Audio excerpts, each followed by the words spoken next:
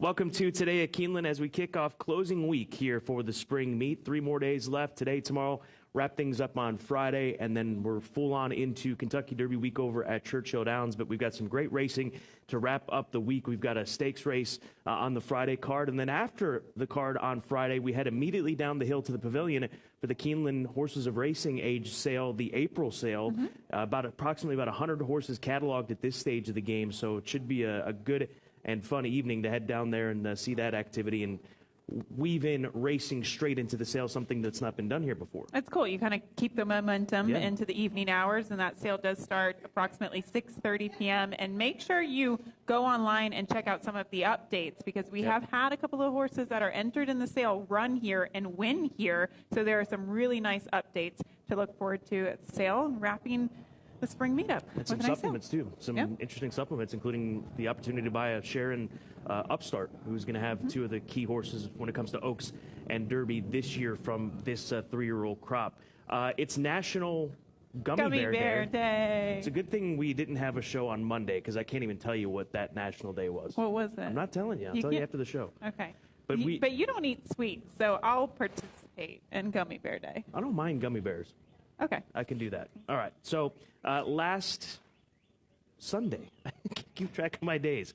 This past Sunday, you had 2 winners from your top picks, 3 wins from your second pick, and 2 from your third. You said you were locked in. I had 2 top winners, and we had 7 Keeneland Sale graduates win on the Sunday card. So it was a good day, and hopefully you got a piece of it. And also today, it's Wednesday, so what does it mean? Wednesday Challenge. The Wednesday Challenge. So make sure you get involved in that. But what about the Turf Pick 3? Paid over $2,800. That Turf Pick 3, it's been very popular. It's really been important or likable to the novice gamblers, but also the very extreme advanced gamblers as well. And it has been paying really nicely. It has. And also don't forget about the Pick 6 carryover coming into today. $49,486. That is the Pick 6 carryover into this afternoon's card. But you mentioned the Turf Pick 3.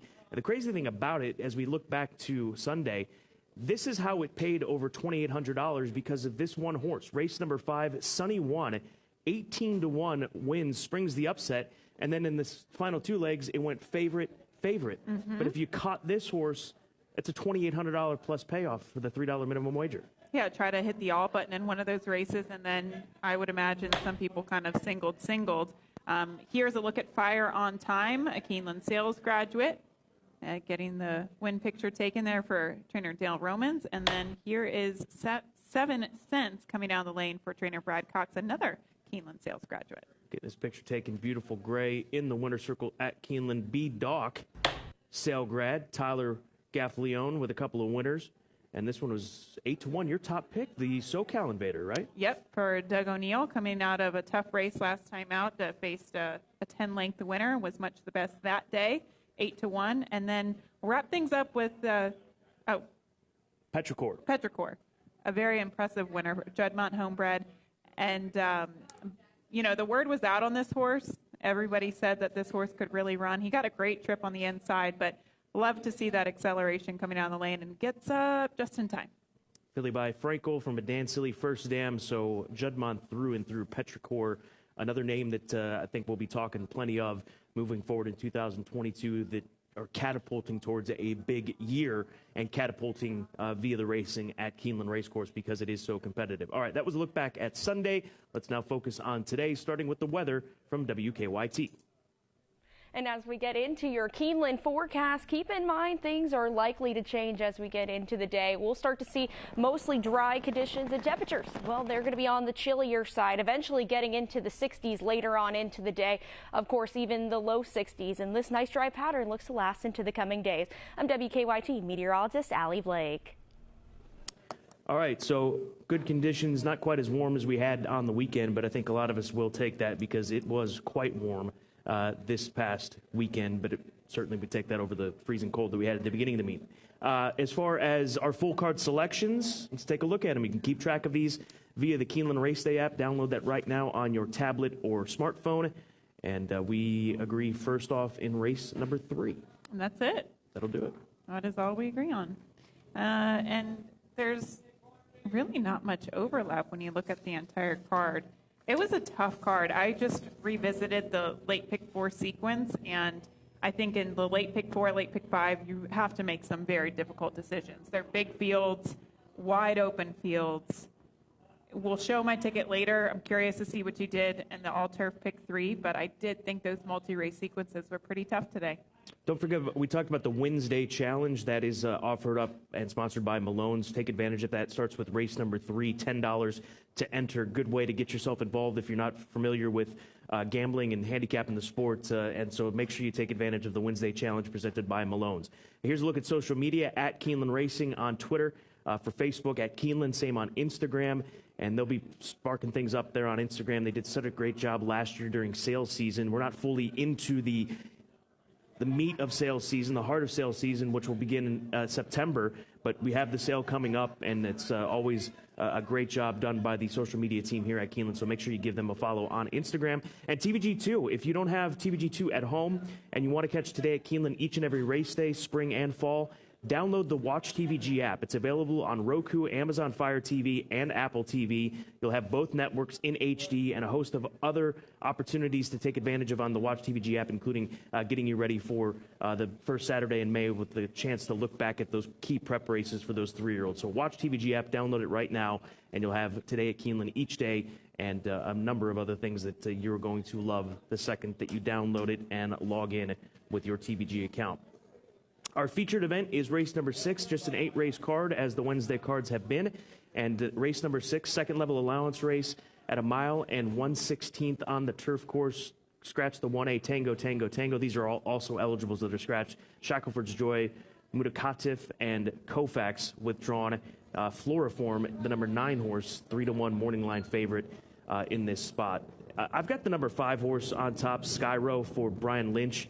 Lynchy looking for his first win on the meet. He's had a third-place finisher coming into this week. But this gelding has really moved forward in the last 3 races, and that's been since moving over to the turf course. We'll go back to his last race midway through March down at Gulfstream Park, where he ran the same sort of race that we saw from him in his previous few races, just tracking right off the pace, and ended up finishing second on this afternoon on the 13th of March. He was the beaten favorite. He beaten by proven strategies in the end. But at any replication of his 3 races and this good post that he gets today, and Tyler Gaffalione at the top of the table as far as the jockey standings, and he's so good on the grass course, I'll take Skyro and try to take a shot against the morning line favorite, who is Floriform, the second choice, was third behind Cheryl Spite in the Grade 3 Tampa Bay Stakes. Cheryl Spite comes out of there, wins the Grade 1 Maker's Mark Mile, and is being pointed right now towards Royal Ascot to run in the Group 1 Queen Anne to kick off the Royal Meeting. So Floriform will be the favorite, deserves to be, has course form. Outside draw, though, that was kind of the tipping point for me between these top 2, and then the 11-horse Point Me By for Eddie Keneally. He's a Grade 1 winner. He won the Grade 1 Bruce D, formerly the Secretariat Stakes, if you're familiar with that program at Arlington Park. And he did so as the favorite, but he's just not been the same since. He's had 2 months off. Perhaps they can right the ship here today, getting back into allowance company. The talent's there. It's just a matter of them unlocking it again as get Sayas in the saddle. So 5, 9, 11 in today's feature, the Diamond A Farms. I think this is a very important race for the turf pick 3 and the late pick 4 sequence. It is a wide open field, and it does not get any easier as you kind of progress through the sequence. So I am taking a stand, as you'll see later today in my late pick 4. The 9 Floriform is going to be the top pick and the single. Belmont sends him out. We'll take you back to the performance that you were just alluding to, Scott, in the Grade 3 Tampa Bay. He never got past the pace setter. Get Smokin' was a horse that set the tempo early, and you can see him kind of begrudgingly closing from off of the pace. And then Cheryl Spite with this wicked run from off of the pace to go on to win really easily. There weren't any other closers in the race. I think that's what made Cheryl Spite's win so visually impressive as well. But I think he'll be a better horse second start off of the layoff. He looked like he was getting a little bit tired, and this is his second start going 1 mile and 1/16. I know the post is probably not ideal, but it's the perfect distance, and he has the right type of running style. He's not pace dependent. He can get into the race early. So I do like him on top. The 7, Buy Me Candy, is kind of a long shot I want to use underneath. I think he's probably better going longer, but the blinkers go on him today to kind of counteract maybe the distance being a bit too short. And then I also, too, use the 11 Point Me By. I think this distance is going to be good for him. He is a Grade 1 winner at a mile, but when you kind of move on and get older, he's making his rural debut. I actually think he'll have an easier time maybe going a mile and a 16th, a mile and an 8th, so I use him in third. I'm scared of that horse a bit. I'm scared of most of these horses. I mean, I don't think there's any surprises that comes out of this race as far as a winner. There's a case, in my opinion, to be made for every single one of these races, and that's why it's the feature, and a job well done again to Gatewood Bell, his team, Ben Huffman, for getting together these kinds of allowance fields. We've talked at length about the stakes company, but these allowance races have been very, very good and evident that you got a Grade 1 winner in this featured race. Let's find out more about that Grade 1 winner. Let's go to Tom Leach. Eddie Keneally has Point Me By in the allowance feature, really working well here at Keeneland. What are you seeing?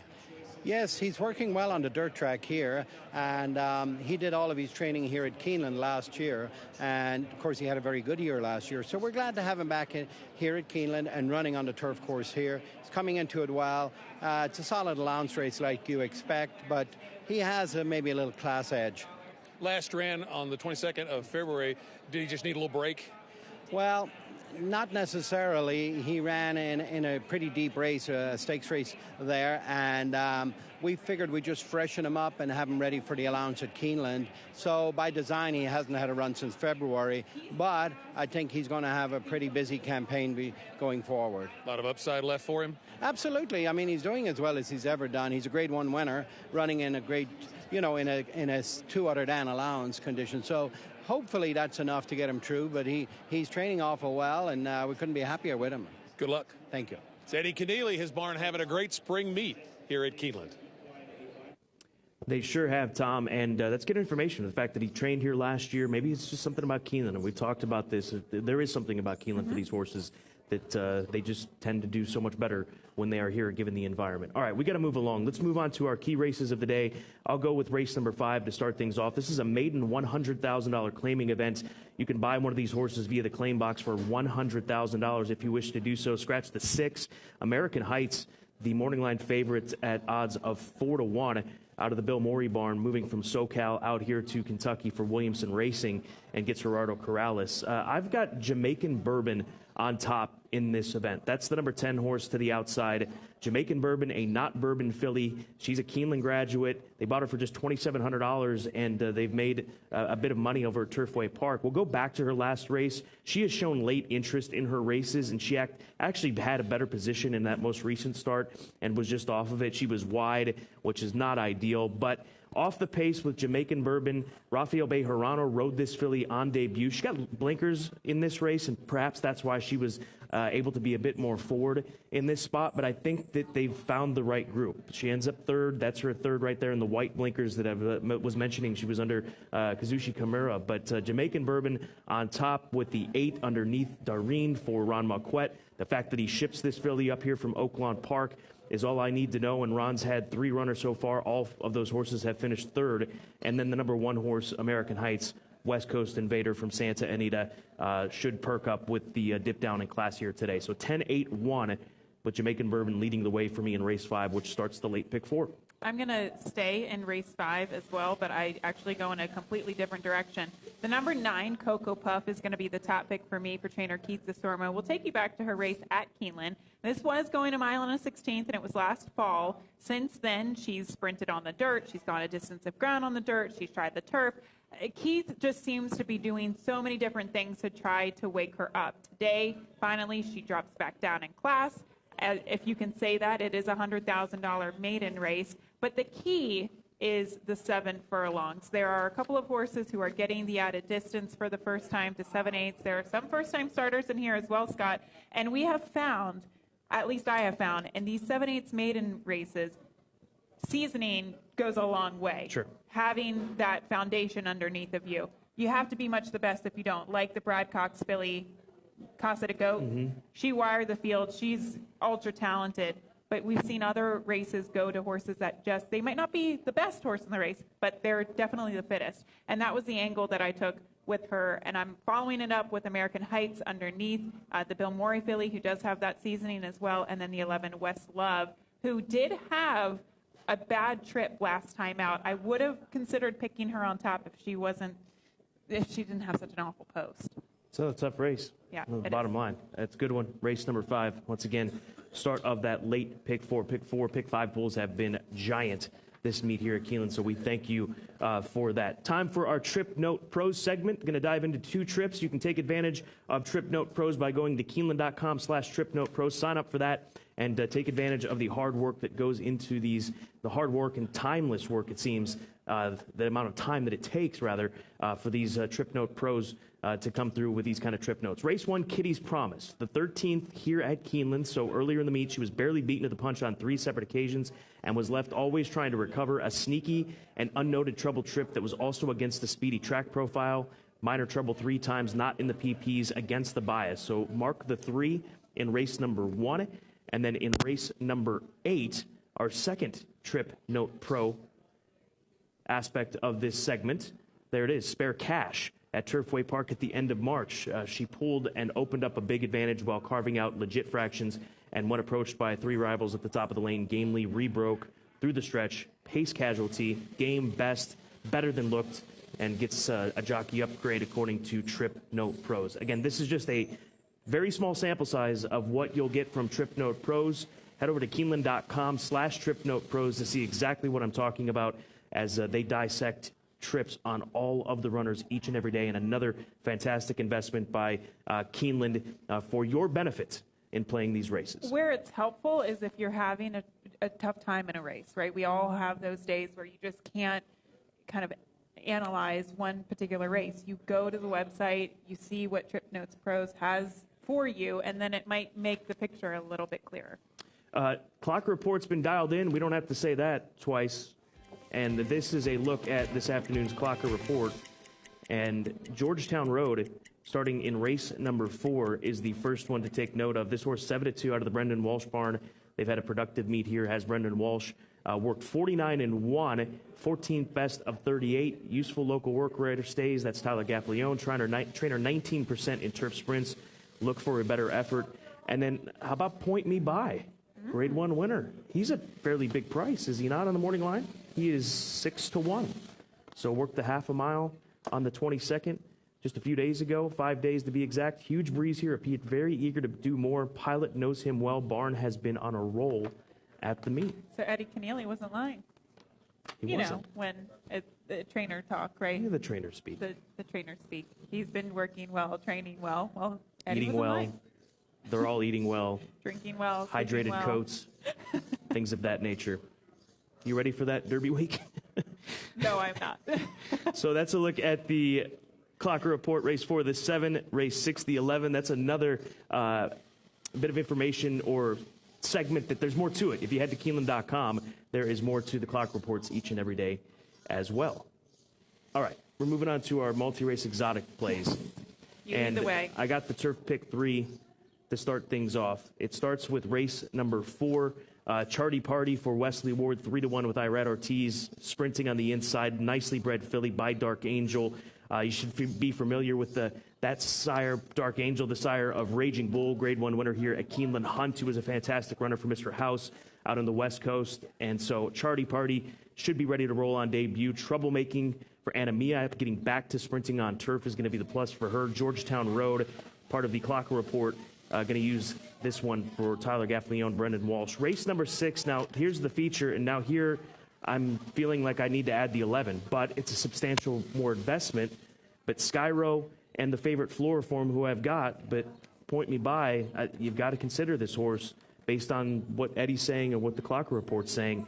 And then in race number 8, this will wrap up the card here today, 1 mile on the Hagen Turf Course, the Creekview, maiden special weight, under one sky for Reeve McGahee, and getting Joel Rosario at 15-1. American Pyramid 3-1, horse that we saw run 7/8 in both starts.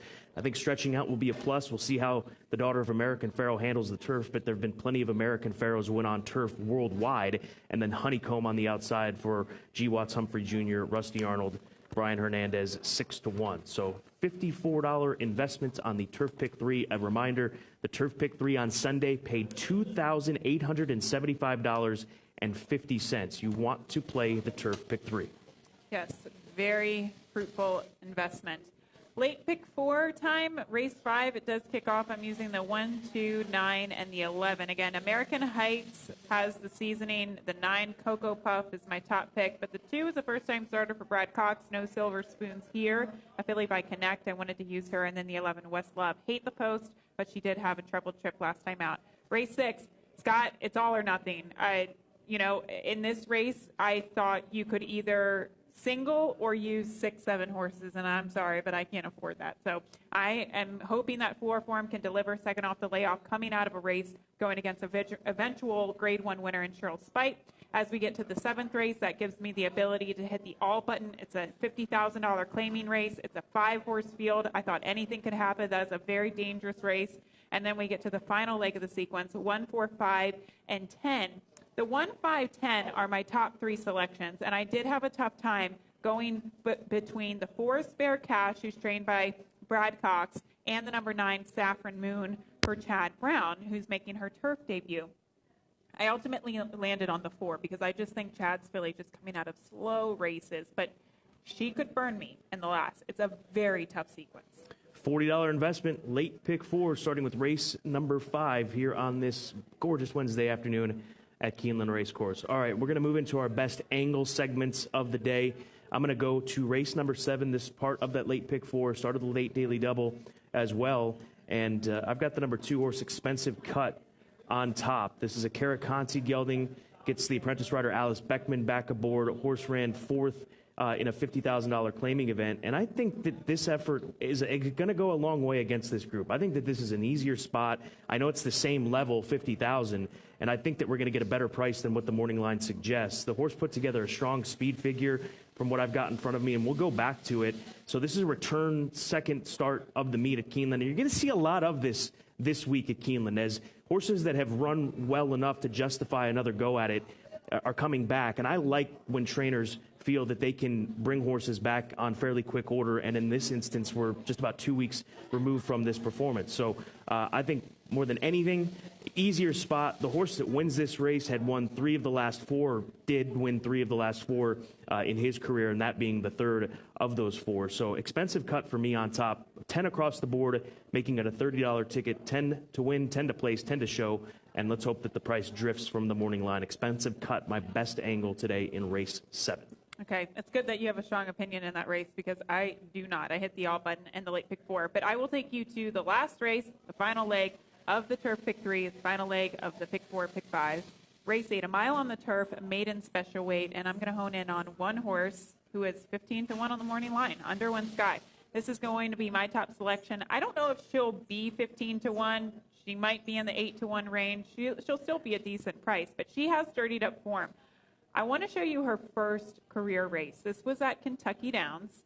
It's tough to prepare a horse to go a mile, especially at Kentucky Downs. It's, as we like to say, that undulating turf course, and you can see how long the turf is, too. You have to be very fit, not only because of the peaks and valleys of the course, but they keep the turf long. I've always found that horses have to be very fit in order to win. So this filly, unfortunately, she just couldn't quite get it done. She finishes second. She's towards the rail. Who beat her?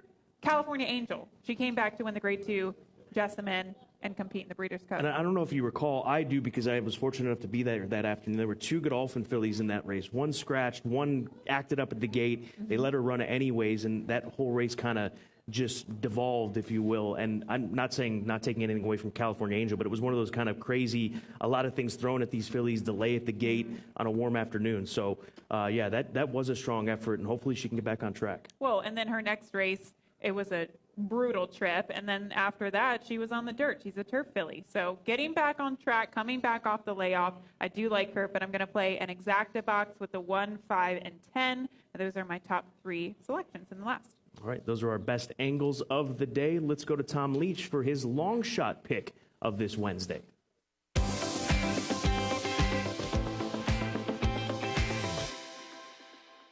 For our long shot play today, we go to race 5, starting the late pick 4, and Nibbles is the pick at 12 to 1 on the morning line.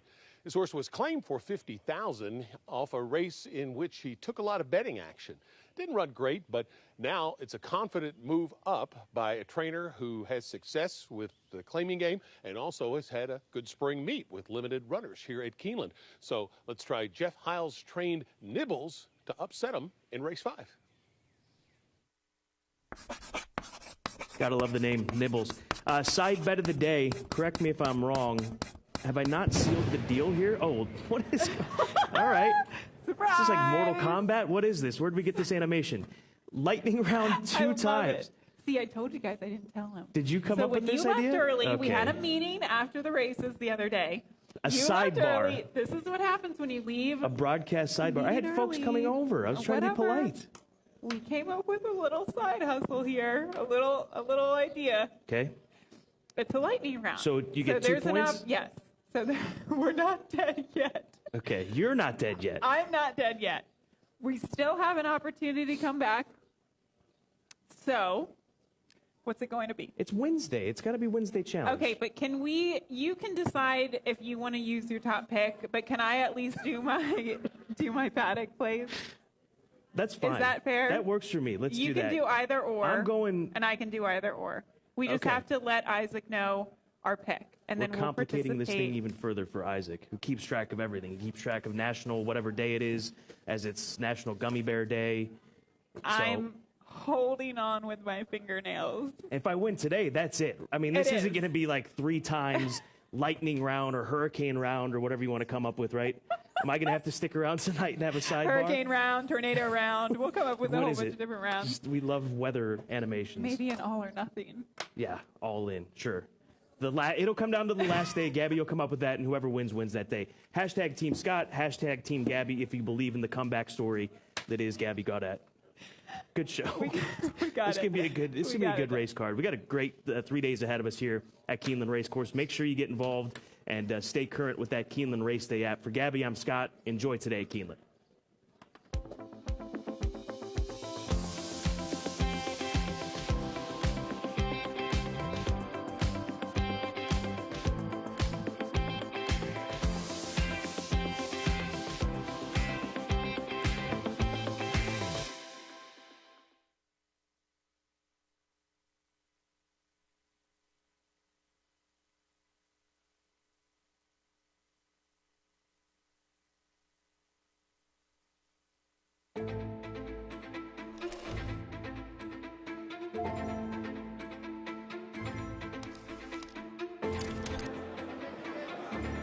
Good morning, ladies and gentlemen, and welcome to the Keeneland September Yearling Sale. A terrific maternal pedigree, Grade 1 winners, and champions across the field. Echo Zulu parties. Life is good. Let's go, superstar. Go to the back. Good luck.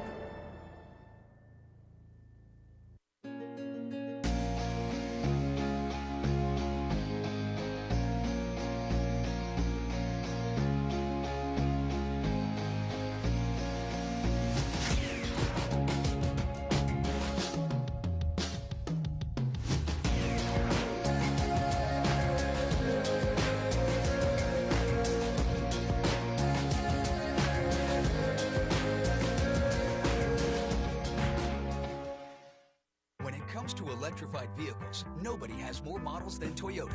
From the Prius that started it all, to America's best-selling car, Camry, and best-selling SUV, RAV4, to the affordably efficient Corolla and best-selling Highlander. And now, the first-ever Tundra Hybrid that delivers 437 horsepower and an estimated 22 miles per gallon. They all come with a 10-year, 150,000-mile battery warranty. For all the latest offers, go to buyatoyota.com. Toyota, let's go places.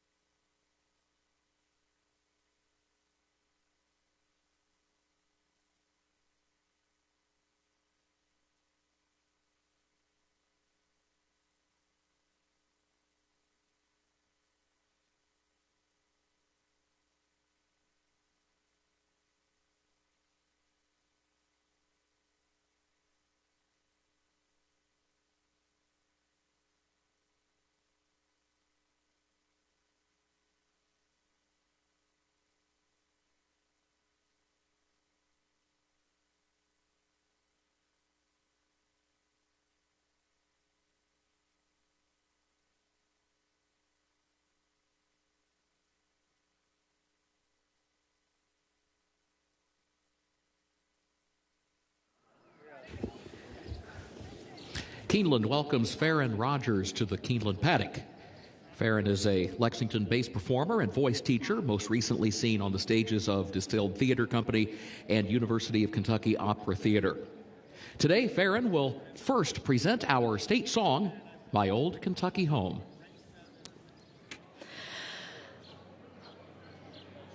Oh, the sun shines bright on my old Kentucky home. 'Tis summer, the people are gay. Well, the corn top's ripe and the meadows in the bloom, while the birds make music all the day. Well, the young folks roll on the little cabin floor, all merry, all happy and bright. By and by our times come a-knocking at the door, and my old Kentucky home, good night. Weep no more, my lady. Oh, weep no more today. We will sing one song for my old Kentucky home, and my old Kentucky home far away.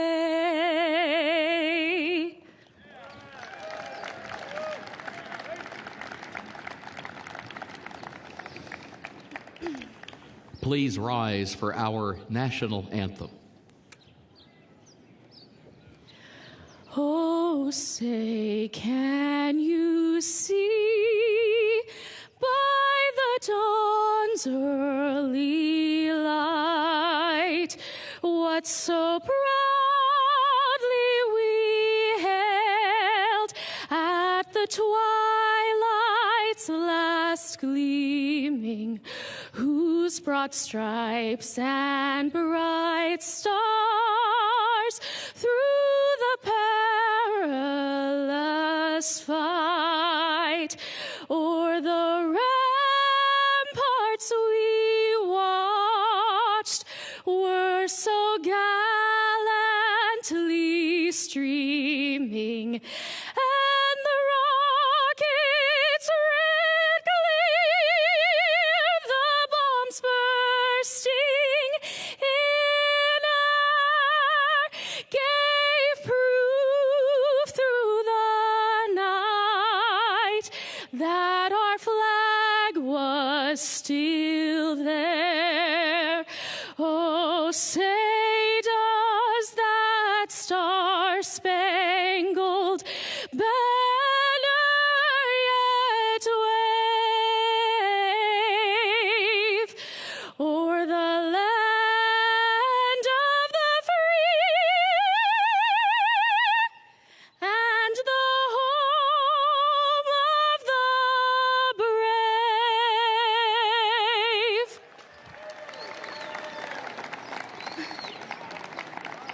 We're going to take one more photo with Shannon. Just give me 1 second. Thank you.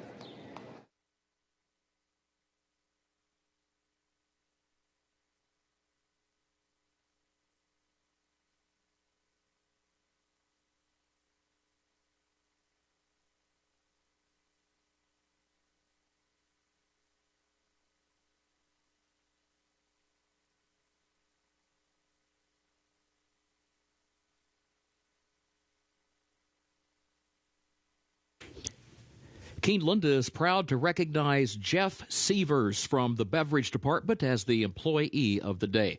Jeff, congratulations.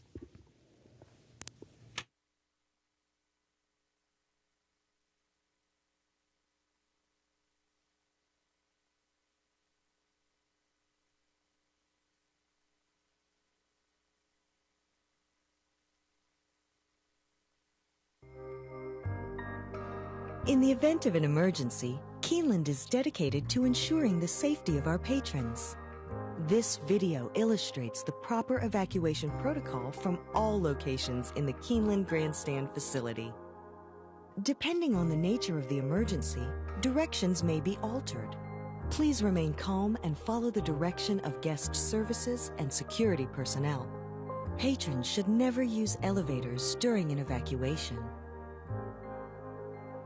Patrons in the corporate boxes, Eclipse Room, and Phoenix Room should exit using the stairway located near Elevator A. Proceed down the stairs to the ground floor and veer right to exit through the lower club entrance. Patrons in the Lafayette Room, Keeneland Room, Lexington Room, and Kentucky Room should exit using the stairway located near Elevator B. Proceed down the stairs to the ground floor and exit through the paddock area using the East Gate. Patrons in the third floor main clubhouse and clubhouse paddock dining rooms should exit using the stairway located near Elevator A. Proceed down the stairs to the ground floor and veer right to exit through the lower club entrance. Patrons in the Bluegrass Room and third floor ITW area should exit using the stairway located near Elevator B. Proceed down the stairs to the ground floor and exit through the paddock area using the East Gate.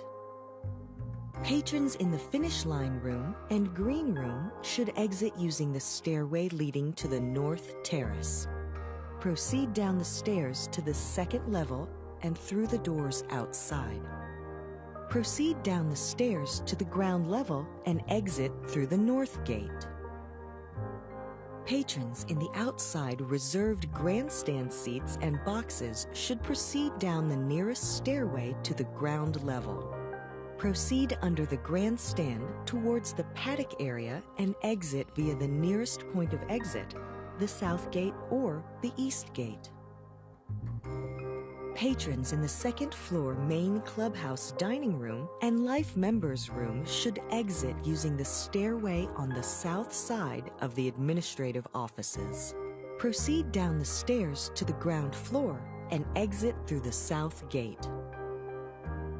Patrons in the second floor clubhouse paddock dining room and clubhouse tavern should exit using the stairway located near Elevator A. Proceed down the stairs to the ground floor and veer right to exit through the lower club entrance. Patrons in the mezzanine bar and second floor ITW area should exit using the stairway located near Elevator B. Proceed down the stairs to the ground floor and exit through the paddock area using the East Gate. Patrons in the sports bar and cantina should exit through the doors leading to the North Terrace. Proceed down the stairs to the ground level and exit through the North Gate. Patrons in the lower club, clubhouse lawn, club lobby, and director's room should proceed toward the clubhouse parking lot using the nearest point of exit.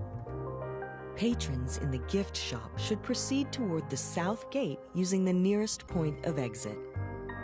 Patrons in the apron area should proceed under the grandstand towards the paddock area and exit via the nearest point of exit, the South Gate or the East Gate. Patrons in the equestrian room and first floor Brats and Brew should proceed towards the North Terrace and exit through the North Gate. Patrons in the paddock area and North Terrace should proceed toward the nearest point of exit, the South Gate, East Gate, or North Gate.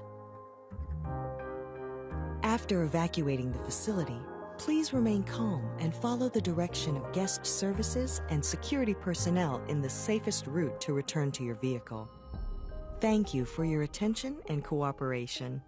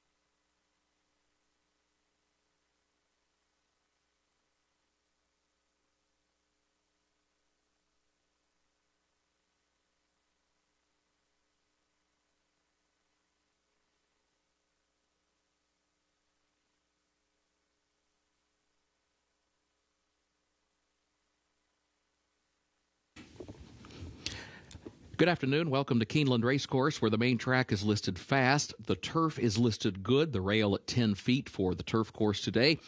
Time now for a look at the program changes, beginning in the first race. Race 1 is where the first of the day's rolling doubles and pick threes get underway. It's also the start of the early pick 5. In the opener, the jockey for the 6, Bowmaker, will be Vincent Chaminade. Vincent Chaminade, the jockey for number 6, Bowmaker. The weight is okay. There is an overweight, number 3, Kitty's Promise, the jockey 2 pounds over. Number 3, Kitty's Promise, 2 pounds over. Second race, that's where the early pick 4 begins, and in that second race, scratch number 3, Good Measure. That's in the second race, scratch number 3, Good Measure. As a result of that scratch, no superfecta. No superfecta on race 2. Third race is the start of the pick 6. Third race, start of the pick 6 with a $49,000 carryover. In that third race, jockey for number 2, Bless the Kitten, Luan Machado. Number 2, Bless the Kitten, make the jockey, Luan Machado. The weight is okay. Also a jockey change for the 5, Hemp Heaven, Declan Cannon. That's number 5, Hemp Heaven, the jockey, Declan Cannon. Again, the weight is okay. Number 3, Fortune's Fool. There's an overweight there of 2 pounds. That's number 3, Fortune's Fool, the jockey, 2 pounds over. Fourth event. Start of the late pick 5, also the start of the Keeneland Turf pick 3, made up of races 4, 6, and 8. In that fourth race, take out the also eligibles, 13 through 16. They did not draw into the race. Race 5, start of the late pick 4. Scratch number 6, Midnight Makes Sense. That's in the fifth race. Scratch the 6, Midnight Makes Sense. Featured sixth race. Scratch part of entry 1A, Tango, Tango, Tango. Also scratch 13, Shackelford's Joy, 14, Mutakatif, and 15, Koufax. That's in the featured sixth. Scratch part of entry 1A, Tango, Tango, Tango. Also scratch 13, Shackelford's Joy, 14, Mutakatif, and 15, Koufax. Seventh race, no changes. Eighth and final race. No carryover for the Toyota Super High 5. In that eighth race, take out the also eligibles 13 through 16. They did not draw into the race. Those are the current program changes. Time now to check in with Scott Hazelton and Gabby Gaudette. Happy Wednesday to you, Kurt Becker. And for those of you joining us here on course and those of you joining us from home, this is closing week of the spring meet for 2022. We have 3 more race days, 8 races ahead of us here this afternoon. And looks like we're going to have ideal weather to close out the spring. We are finally getting like traditional spring weather. We've experienced all the seasons during the course of this meet, but Scott, I'll tell you, the action doesn't slow down whatsoever. I thought today was a tremendous betting card. We've got tomorrow some really good races to look forward to, and stakes action on Friday as well. And the Keeneland April sale right after the races on Friday, which will get underway at 6:30. So we look forward to that new spin on the April sale. Let's look, though, at the featured race today.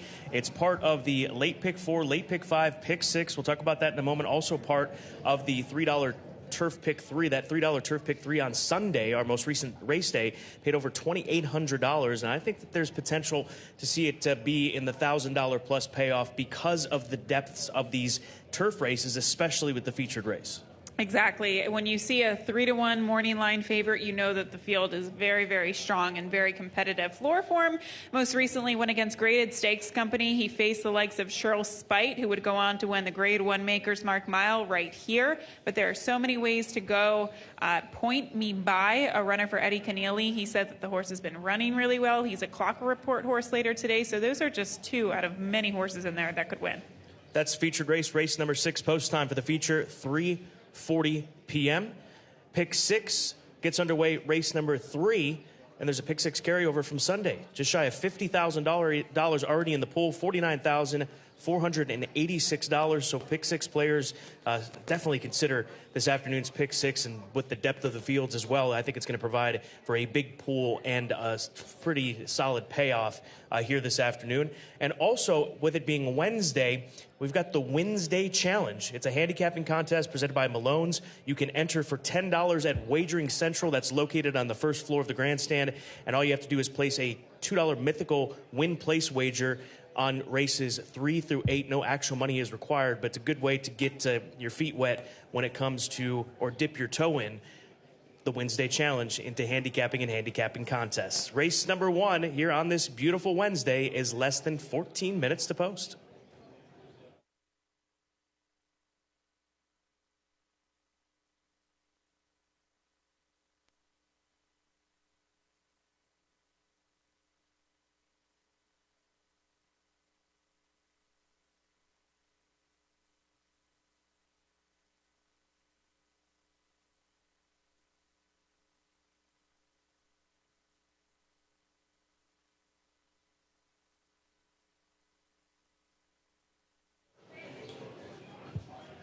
Race number 1, $10,000 claiming event, 7 furlongs for fillies and mares, 4 and up. Race starts the first double of the day, also first pick 3, early pick 5 gets underway with this 6-horse field.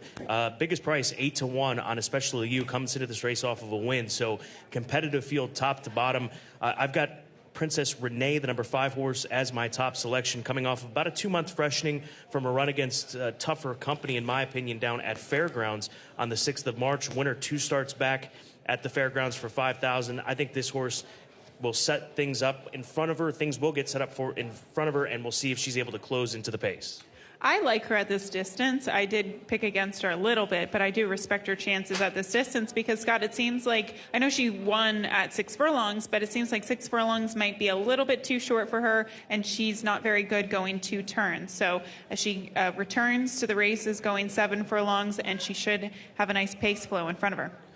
You've got the number 1 horse on top. That is the current favorite, Ancient Brown, for Built Right Stables, trainer Lynn Cash, a mare that makes her second start this meet. We just saw her compete 13 days ago in a $16,000 claimer. She didn't run badly in that race. It was against open $16,000 claimers, so today she does take a little bit of a step down, and she just kind of ran off the early part of that race. She opened up on the field by about 2 lengths and couldn't sustain going a mile and a 16th, so I like the turn back in distance to 7 furlongs today. We'll go to the number 3 horse, my second choice, your third.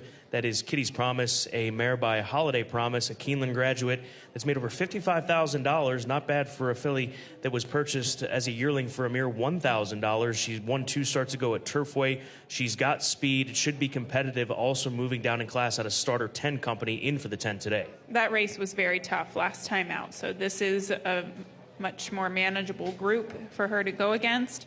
I still do wonder if she is going to be okay at 7 furlongs. To me, she seems like her best distance is 6 furlongs.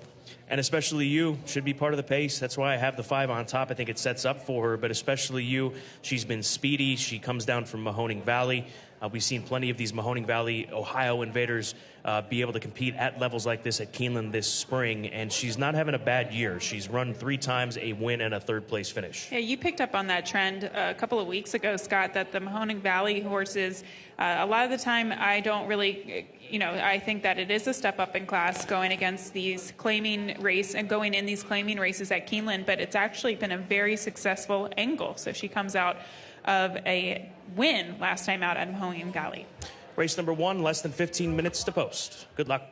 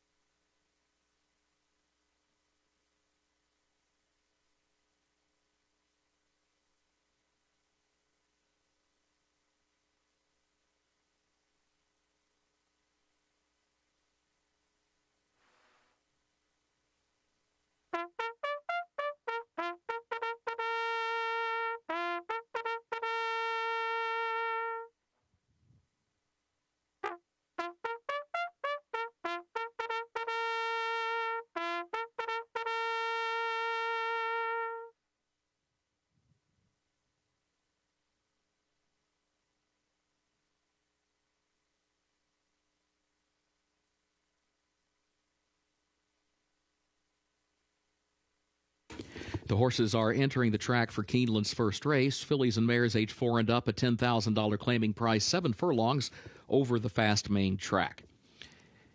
In the first race, a reminder, the jockey for the 6, Bowmaker, is Vincent Chaminade. Vince Chaminade rides the 6, Bowmaker. Overweight, number 3, Kitty's Promise, the jockey 2 pounds over. Again, overweight, number 3, Kitty's Promise, the jockey 2 pounds over. Double and pick 3 wagering start of the early pick 5. Post time in 8 minutes. Main track is listed fast, the turf listed good.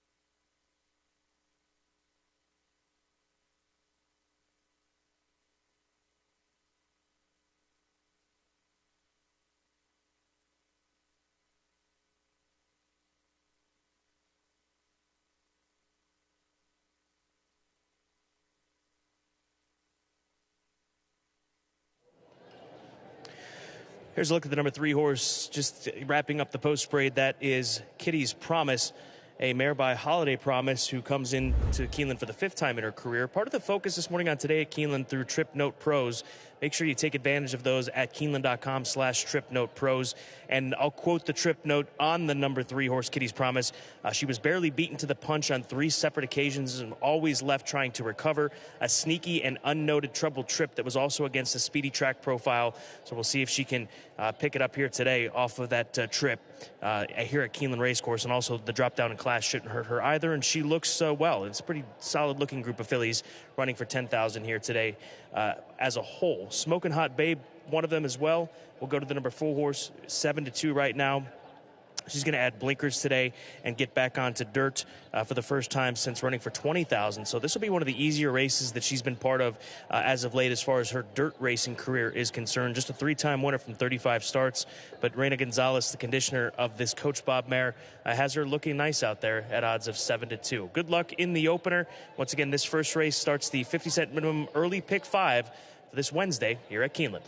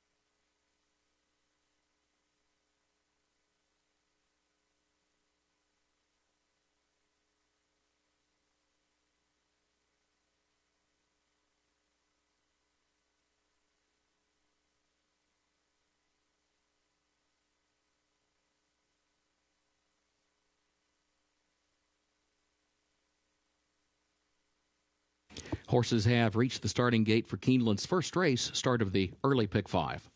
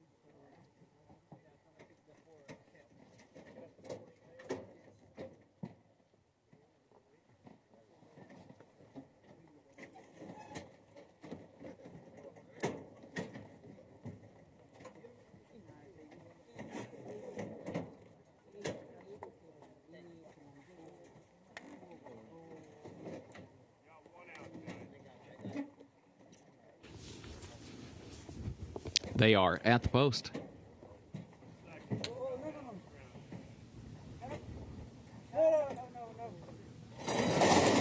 And they're off. Especially You comes right out for the early lead. Smokin' Hot Bobby is there upon the outside, but Especially You, the early leader, Smokin' Hot Bobby now draws alongside, now puts ahead in front as they head up the backstretch. Gap of 2, Ancient Brown is away running in third by just a half length. Kitty's Promise fourth between horses a half length. And then Princess Renee, she's fifth up on the outside, running 4 lengths off the lead. Break of 5 more back of her to Bowmaker, who is last, opening quarter 22.83 seconds. Back up front, Smokin' Hot Bobby from the outside. Especially You against the rail. That's the ongoing lead battle. Ancient Brown stalking that pair. A length and a half off the front duo in third. Then a gap of 3 lengths. Kitty's Promise moves up the inside in fourth by almost a full length now. Princess Renee still back there in fifth. And a gap of 8 more lengths back of her to Bowmaker, who's last around the far turn. Especially You, the leader, a half length. Smokin' Hot Bobby second by 2. Ancient Brown is third. Kitty's Promise to the outside fourth is 5 lengths from the front. Princess Renee is fifth, another length behind her as they turn for home. Especially You with Ancient Brown has running room now. Ancient Brown draws right up alongside, runs right by, and as soon as Ancient Brown found some running room, was gone with the lead. Now Princess Renee is running late. She's still fourth, now third, challenging for second, but she's a good 8 lengths back of the leader. Ancient Brown has already passed the 16th pole. The battle will be for second. Ancient Brown, Adam Beschitza aboard. Ancient Brown to win the opener at Keeneland. Especially You did hang on for second. Princess Renee had to settle for third, and further back, Kitty's Promise in fourth.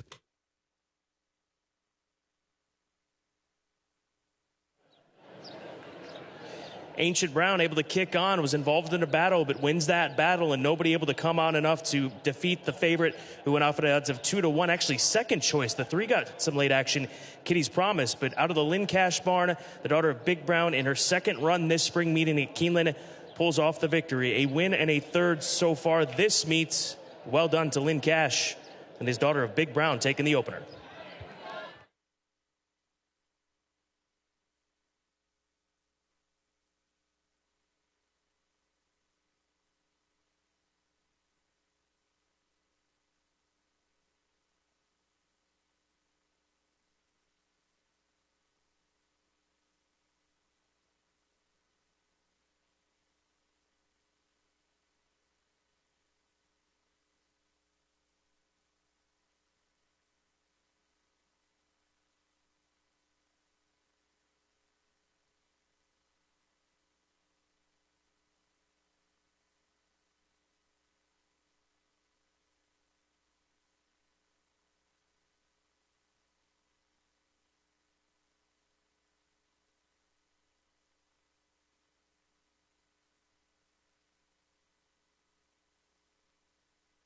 Unofficial results of Keeneland's first race. Number 1, Ancient Brown, was first.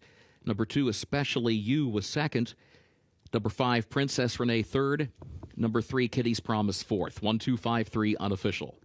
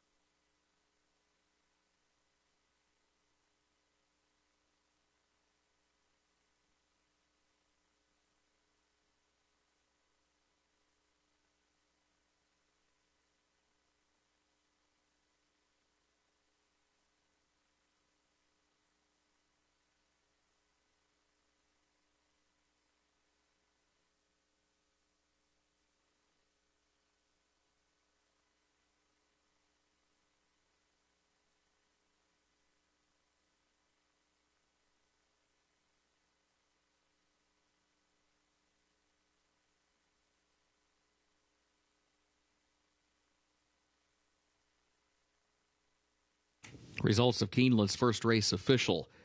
1, 2, 5, 3, the official results. In the winner's circle, number 1, Ancient Brown, owned by the Built Right Stables, LLC, of Lynn and Lola Cash, trained by Lynn Cash. Adam Beskitsa is the winning jockey. Ancient Brown, a 5-year-old daughter of Big Brown, out of Nautical Agent by Victory Gallop, bred in New York by Sean Massey. 7 furlongs over the fast main track, 1 minute 25.97 seconds.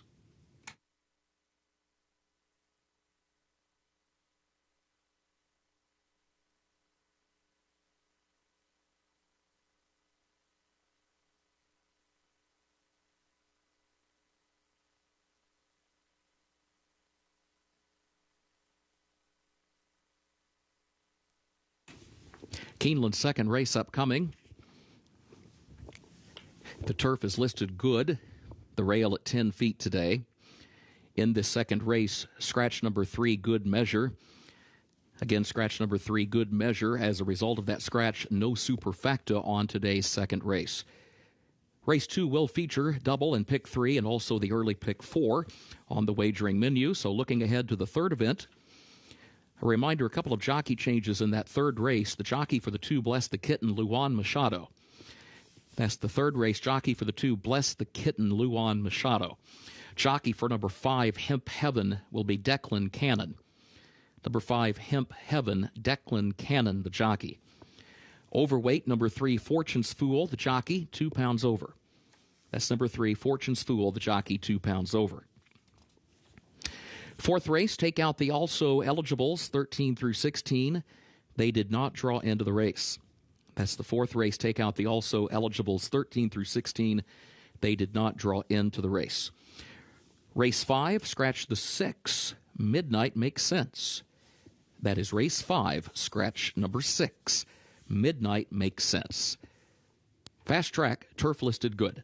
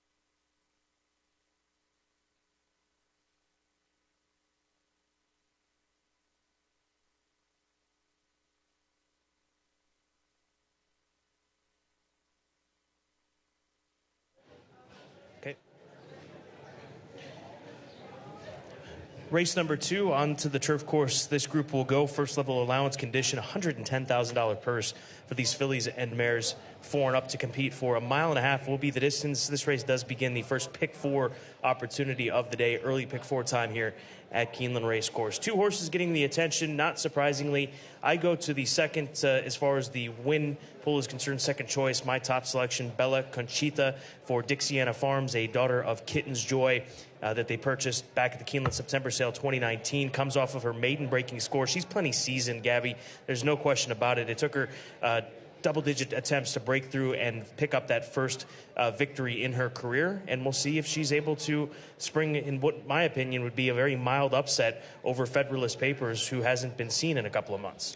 It's going to be an interesting race because it is a compact field. There's only 6 horses going 1.5 miles, and or 5 horses, I should say, with the scratch of the 3. It gets a little bit tricky in terms of how the race develops and plays out. The 6, Bella Conchita, though, I think she's got kind of a versatile running style at this distance as well. She's had experience going longer distances in the past on the turf, and she's been just fine. So, yes, I agree with you, Scott. I think she's probably the most logical alternative to the 1-2 favorite. And that 1-2 favorite is Federalist Papers. This is a daughter of More Than Ready. She broke her maiden in her 3rd start. That was at Saratoga, going 1.1 miles. So we'll see how she does with the step up and trip on turf this time. She went 1.5 miles on the synthetic track at Gulfstream Park. When they take the races off the turf these days at Gulfstream Park, they move over to the synthetic surface. But you know, her speed figures, they've been okay, but to me, there's not a lot of separation between these 2 fillies. I don't see it 3-5 versus 4-5. This is more Chad Brown and Irad Ortiz Jr. getting played than necessarily, in my opinion, what the form is showing you on paper. I think that's fair, and I actually picked against her initially with the 3, but now that the 3 is out, I did default into the 5 Federalist Papers because I don't think that she's got overwhelming speed figures here. She's not that much better than the rest of the field. For what it's worth, though, she did lose to Flanagan's Cove 2 starts back at Aqueduct. We saw her return here at Keeneland. She finished 2nd in a very tough turf allowance race last week. So what she's been competing against has even come to Keeneland and maintained good form. Met in Miami, the number 1 horse, 5-1 on the board. I went in this direction because of the scratch of the 3 and also because of the meet that Graham Motion is having. This filly's only other 2 starts came at Del Mar, different type of grass course that you see on the West Coast versus the Midwest and the East Coast. So maybe that'll be the difference for her. And she wasn't beaten all that far just 2 starts ago on the dirt course. But this is more a Graham Motion idea behind this filly for me in this short field. She's screaming for more distance too, Scott. She just cannot run with horses at 1 mile, especially 1-turn mile. That's what she was. That's where she was last time out at Laurel. So now finally getting the distance that she needs, 1.5 miles on the turf. I'll just be very curious to see how this race shakes out, Scott. Who decides to go to the lead? Whoever decides to go to the lead might be able to steal this race on the front end because it doesn't seem like there's much pace. Compact field to start the early pick 4, 1.5 miles, first level allowance condition worth over $100,000. And we're less than 16 minutes to post. Turf currently listed as good here at Keeneland Racecourse.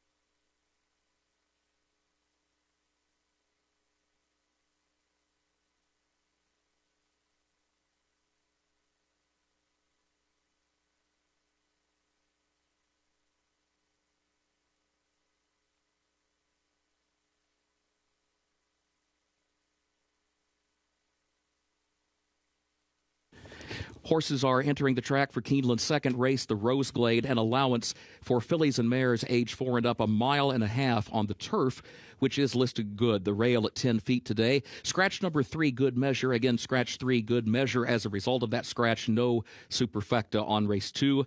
Again, no superfecta on this second race. But there is double wagering, also pick 3 wagering, and start of the early pick 4. Post time at 7 minutes.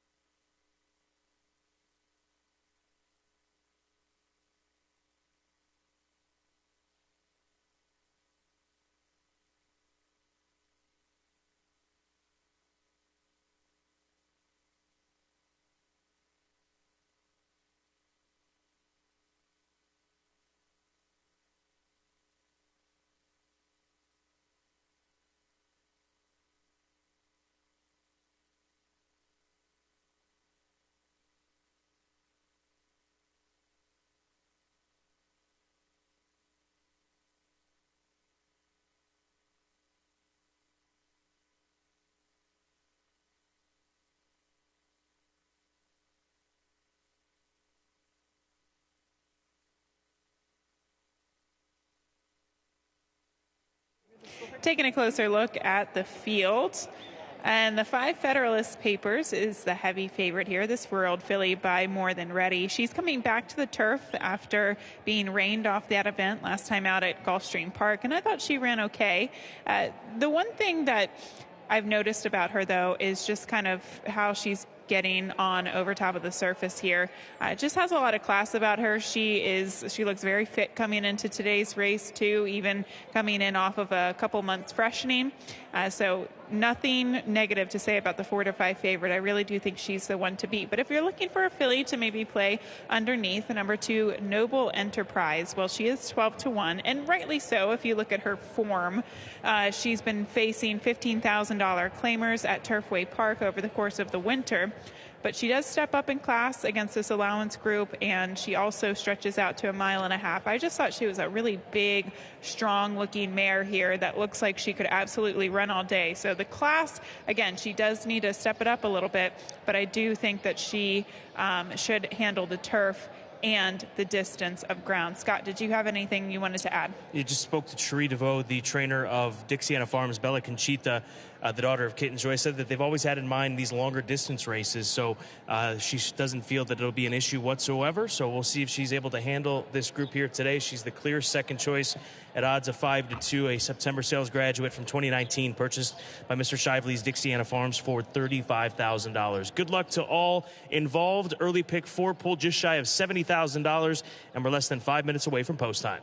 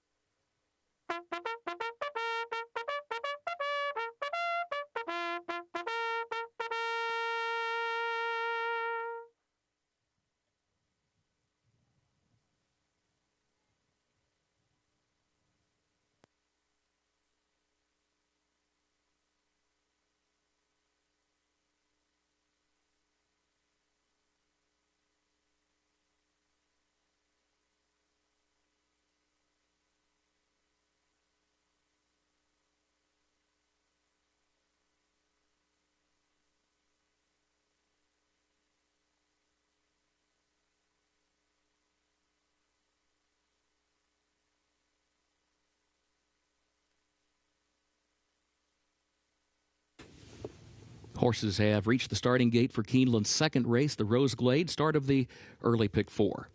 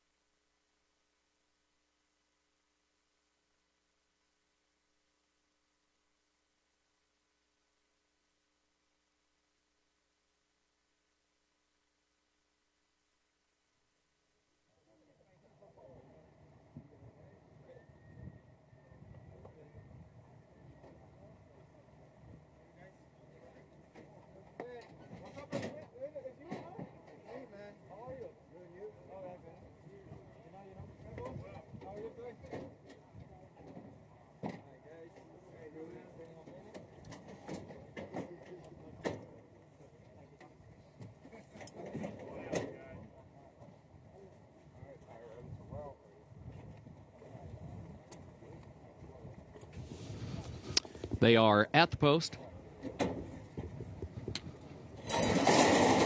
And they're off.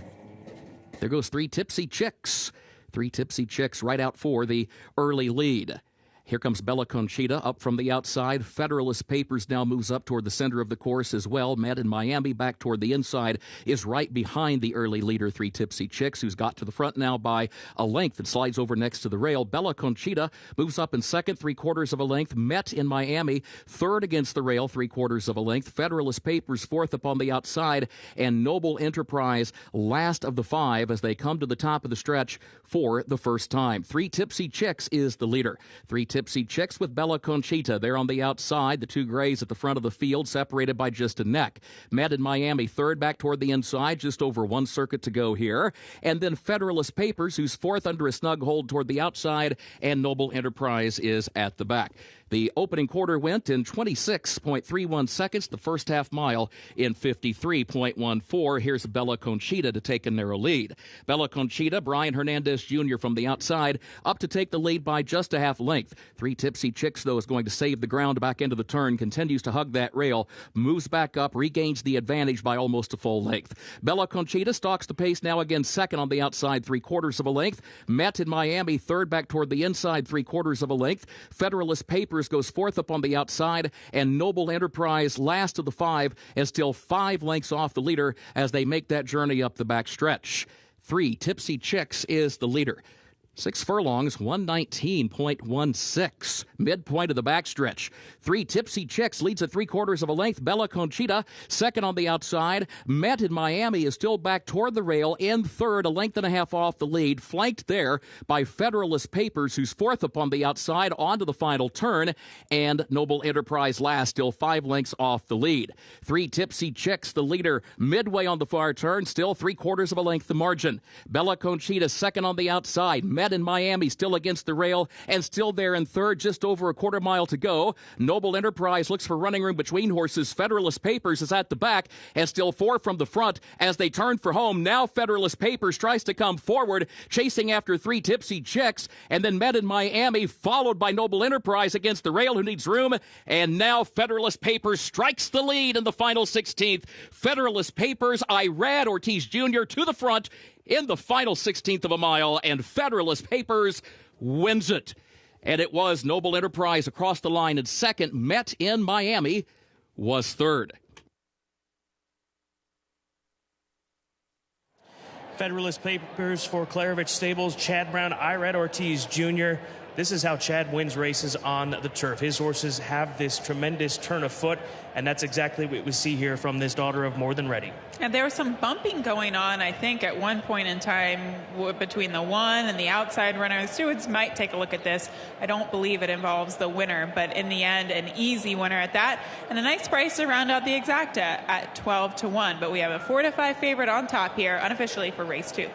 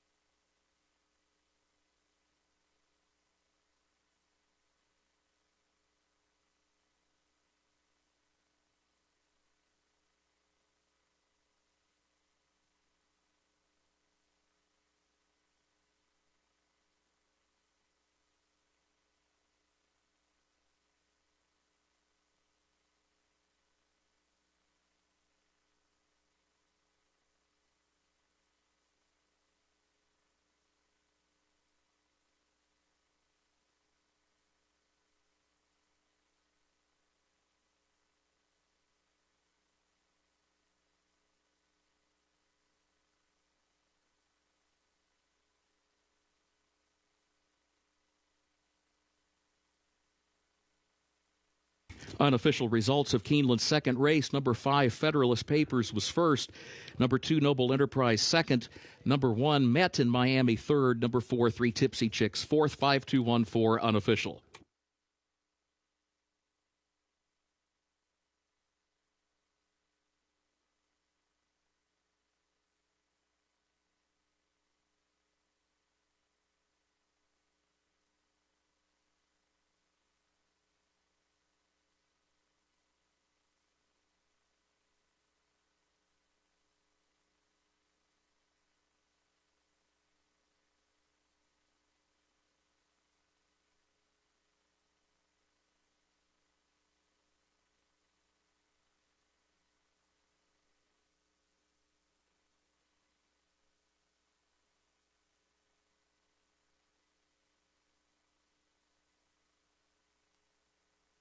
And the winner's circle for Keeneland's second race, the Rose Glade, the unofficial winner, number 5, Federalist Papers, owned by Klarovich Stables Incorporated, of Seth Klarman, trained by Chad Brown, the jockey Irad Ortiz Jr. Federalist Papers, a 4-year-old filly by More Than Ready, out of Infamous by Galileo, bred in Kentucky by Mount Brilliant Broodmares 2, LLC. Keeneland Sales Grad gets the 1.5 miles over the turf, listed good, 2 minutes, 33.24 seconds.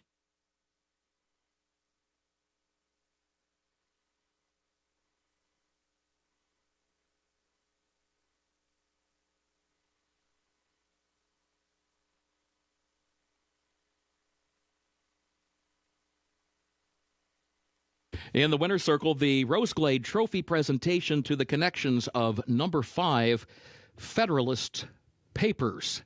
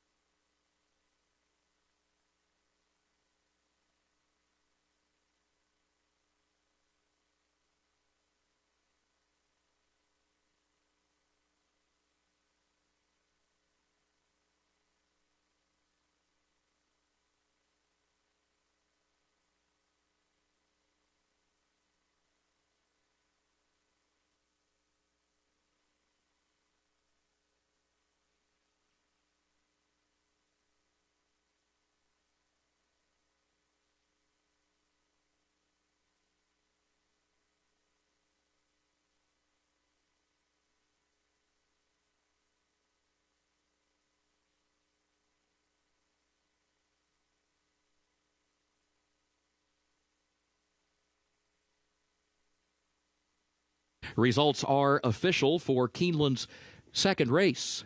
5214 official.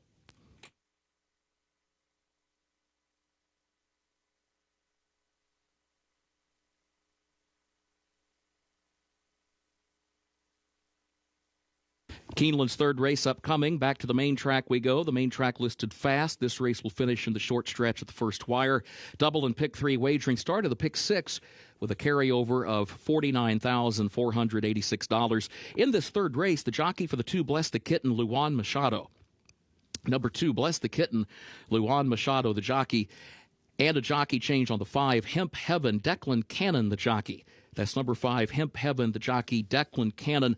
Overweight, number 3, Fortune's Fool, 2 pounds over. Number 3, Fortune's Fool, the jockey, 2 pounds over. Fourth race, take out the also eligibles, 13 through 16. They did not draw into the race.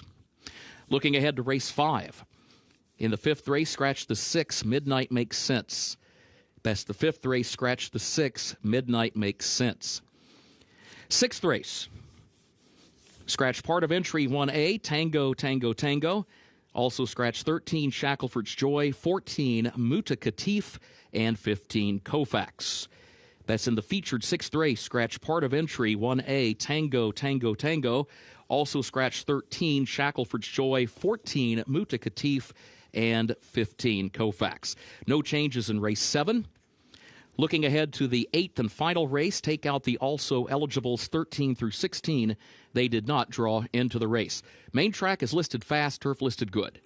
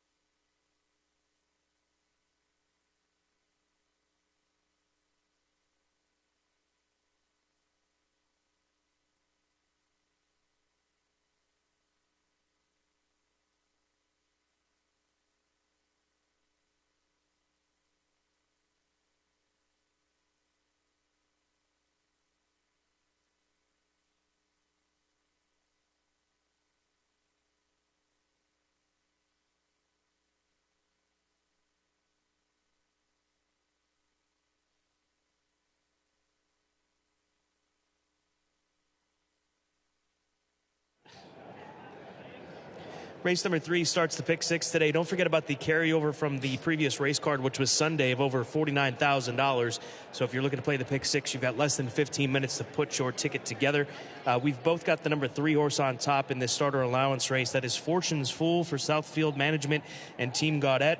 Your sister Lacey's shipping this one in from Laurel Park, and I think that this gelding goes wire to wire in here. I do too. I think he's the fastest early. And Scott, you look at his past performances, it had been a while since he won. But the key to him is 2 turns on the dirt. He had been sprinting for really the majority of the time. That was his first time going 2 turns on the dirt. So I think it gives him the ability to use his speed to his advantage, gate to wire hopefully. The only other horse in here that could press him early is a 5, Hemp Heaven. And that's why I've got him underneath. That is the son of Dialed In, the number 5 horse, Declan Cannon. It's a rider change on the number 5. Comes off of a disappointing run at Turfway Park, but his dirt race at Churchill back in November was very good, so hopefully he can rediscover that kind of form. Yeah, I am a little bit concerned that he'll be in that chase mode, but he is definitely one, or you like him a little bit more than I do, Scott.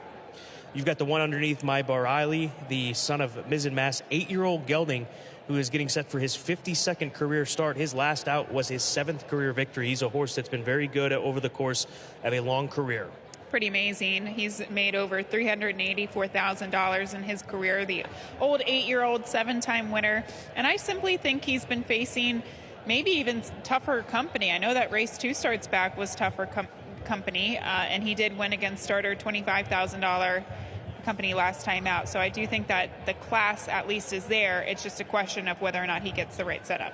And you've got Ballin' on a Budget as your third choice, 4-1. Louisiana-bred gelding who exits consecutive stakes tries down at Fairgrounds against Louisiana-bred company. Yes, he's Louisiana-bred, so I think it was great that they took the opportunity to run him against Louisiana-bred company. His last race wasn't great, but he was capable of some pretty decent performances over the course of the winter. I just think he gets the right type of setup, stalking the early pace. Once again, it is pick 6 time with that carryover from Sunday. Should have a nice pool once the dust settles over the course of this next 13 minutes. Race number 3, starting the pick 6 on this 8-race Wednesday card.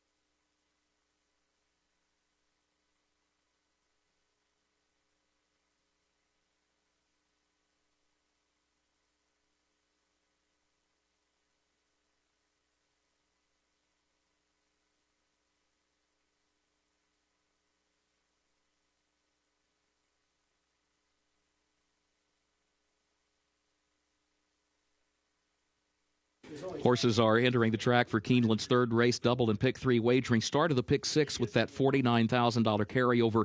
Main track is listed fast. This race will finish in the short stretch at the first wire. Main track is fast, turf listed good. In this third race, a reminder, the jockey for number 2, Bless the Kitten, is Luan Machado. Luan Machado rides the 2, Bless the Kitten. The jockey for the 5, Hemp Heaven, is Declan Cannon. Number 5, Hemp Heaven, the jockey Declan Cannon. Overweight, number 3, Fortune's Fool, the jockey 2 pounds over. Post time in 7 minutes for today's third race, start of the pick 6.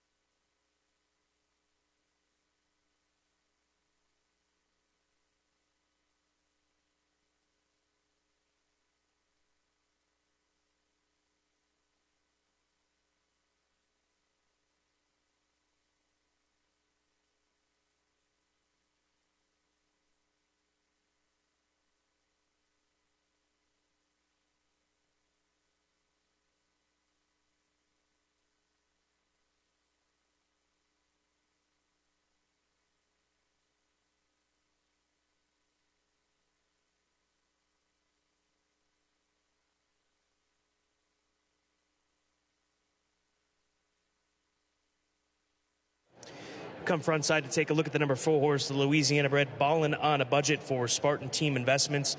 Michelle Level, this gelding's conditioner, just tell me that this is the only spot for a horse like this to be running here at Keeneland Racecourse in a starter allowance race. Obviously made this possible by running in races for $25,000, $20,000 down to $16,000 rather last summer. So taking advantage of that, and those were some decent fields that he faced off against in the Star Guitar and the Ed Johnston Memorial. So got to respect this horse, and he is getting respected. He's the third choice right now at 3-1. Yeah, I was thinking that last year Michelle Lovell, she had a really, really good summer. She had a good year in general, and it was all because of the places that she spotted her horses. She's very, very savvy when it comes to placement, and I think that this is the right spot for Ballin' on a Budget coming out of those Louisiana-bred races, and I really did think he looked the part on the track today.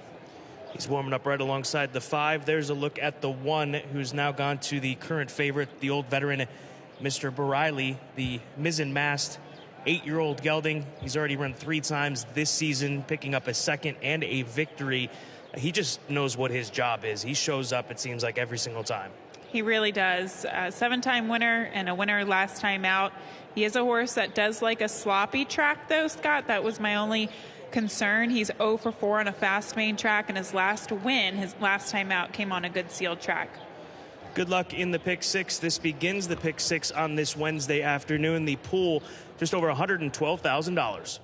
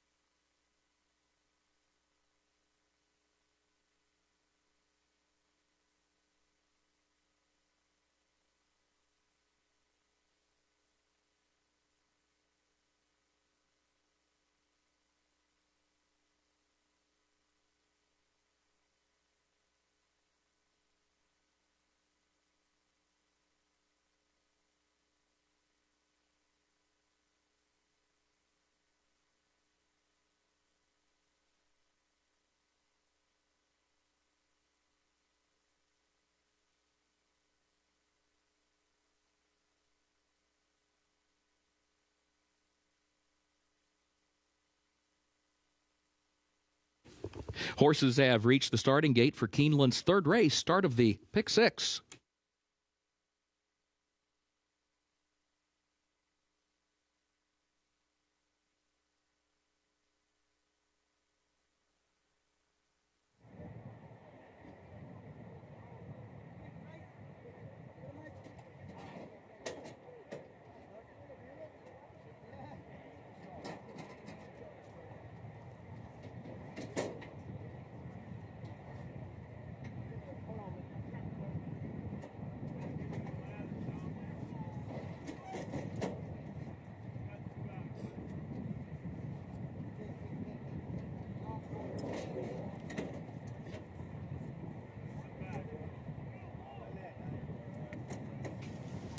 First wire, they are at the post.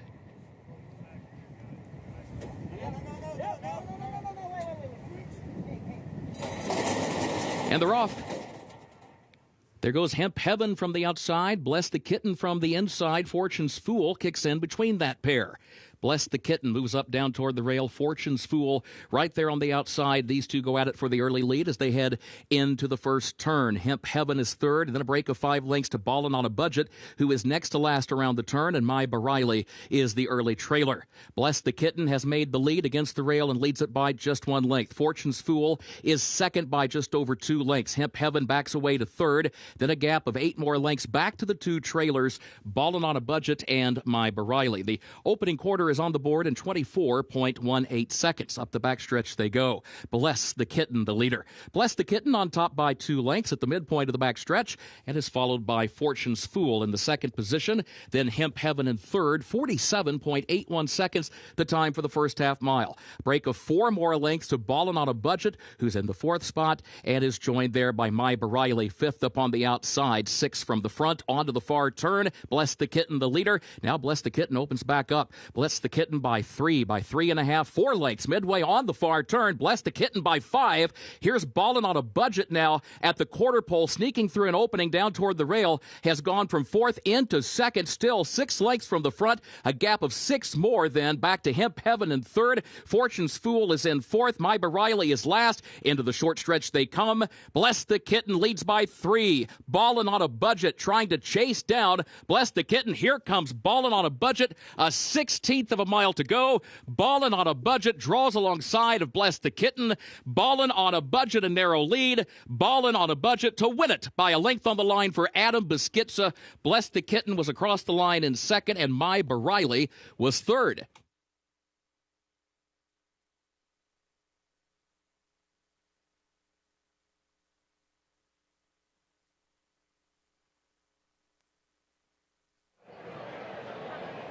Ballin' on a Budget, the only one in here doing any kind of run late in race number 3. Bless the Kitten set the pace. Looked like maybe he'd slipped away from him, especially with this short stretch to work with, but the Louisiana bred is able to get to him well before the wire. Now, this horse looked great in the post parade. Michelle Lovell has turned this horse into a really useful horse, especially at the starter allowance level. And you mentioned, Scott, there weren't many horses closing from off the pace. There weren't any horses closing from off the pace. Ballin' on the Budget was just the only closer in here, and these two were lengths separated from the rest of the field. It's going to be a 4-2 exacta in race 3.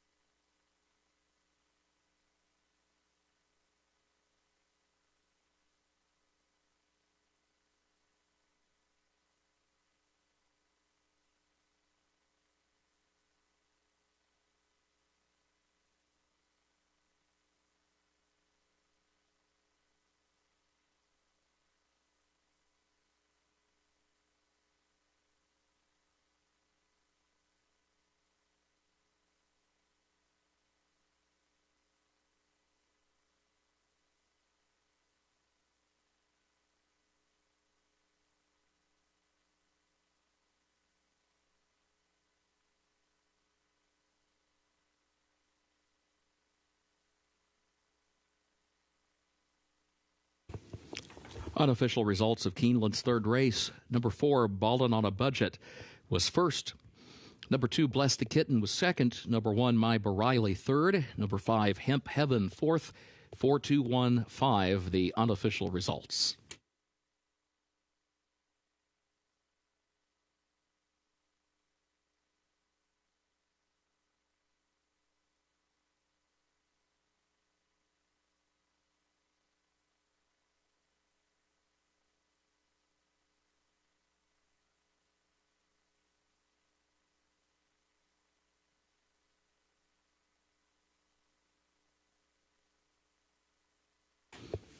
In the winner's circle for Keeneland's third race, the unofficial winner, number 4, Ballin' on a Budget, owned by Spartan Team Investments, LLC of Perry Harrison, trained by Michelle Lovell. 2 wins today for jockey Adam Beschitza.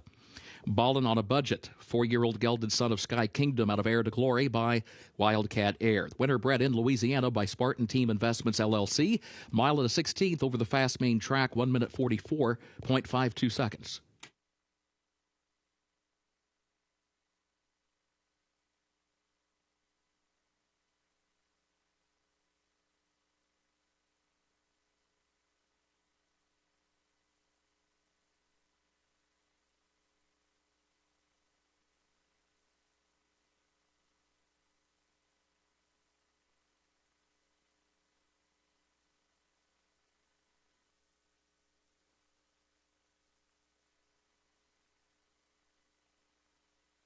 Results of Keeneland's third race official.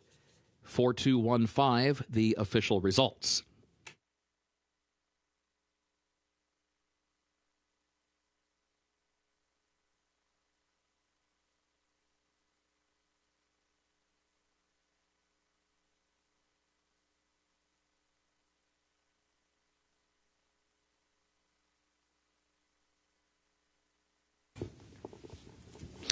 Keeneland's fourth race upcoming, double and pick 3 wagering, start of the late pick 5, also start of the Keeneland Turf pick 3, made up of races 4, 6, and 8.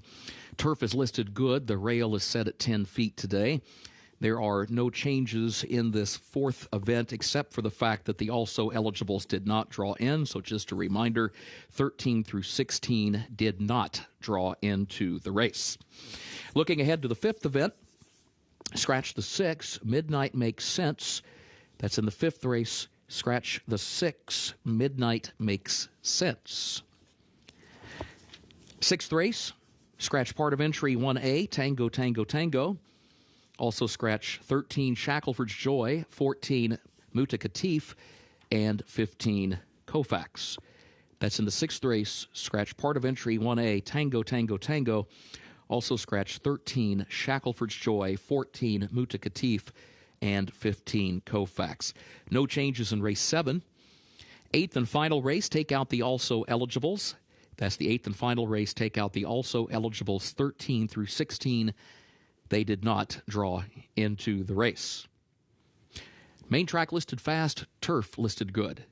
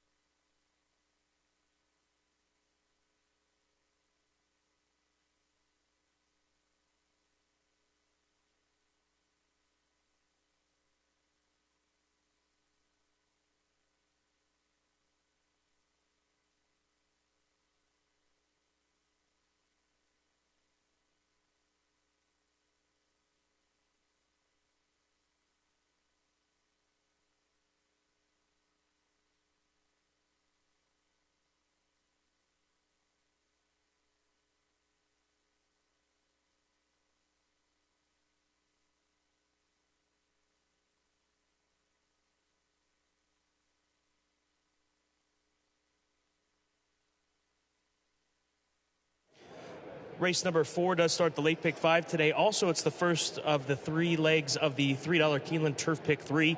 Races 4, 6, and 8. The sequence there, really a fabulous sequence when it comes to not only the late pick 5, but all these late multi-race exotics, including that Turf Pick 3. Here's a look at Charty Party for Stone Street Stables, the daughter of Dark Angel, that stallion who stands overseas. And we've had plenty of Dark Angels run very well through the recent years in thoroughbred racing here in North America. Raging Bull would be at the top of the list. Also a horse by the name of Hunt was a multiple stakes winner on the West Coast for Mr. Michael House. So the pedigree's there. The First Dam, she's a stakes winner. Well-bred, as you would expect, carrying the yellow and burgundy of Stone Street Stables. And she kicks off her career here today with Irad Ortiz Jr. in the saddle. Yeah, and you always have to consider the connections here wherever they run a horse, but especially in a turf sprint coming out of the Wesley Ward barn. She is drawn the rail. That's always a little bit of a concern in a turf sprint. You have to show speed out of the gate. Most of Wesley's horses do. But if there's any bit of a stutter step, sometimes that puts you out of a disadvantage from the get-go, and you can't really be at a disadvantage in these 5.5 furlong turf sprints. Trouble making the 4. She's got plenty of experience coming into this race. This will be her 17th career start. They've switched it up here lately and run her a route of ground. That was on the synthetic. She'd also run a route of ground between Keeneland and Del Mar on the turf. But she started off her career, at least at the closer to the beginning of her career, sprinting on the turf course. And she ran some pretty solid races between Arlington, Belterra, and Ellis. Those races came up to be fast, Scott, and when you compare those figures to what she's facing today, they stack up, and in some cases they're actually a little bit faster. The thing for her is to get the right type of trip. Sometimes she seemed a bit one-paced in the past, but I like the fact that the blinkers go back on her today, and she turns back to 5.5 furlongs, which is her best distance. Georgetown Road, the number 7 horse, Speightstown filly, that comes into this race off of 3 runs down at the fairgrounds. Kicked off her career late in her 2-year-old season with a 6th-place debut effort, but she's run better in each of her last 2. Now they're changing things up by moving over to turf. Daughter of Speightstown, versatile stallion. There's no turf winners from the female side of this filly, from the dam side, but you got to trust Brendan Walsh in the placement and the way that he's going here at Keeneland.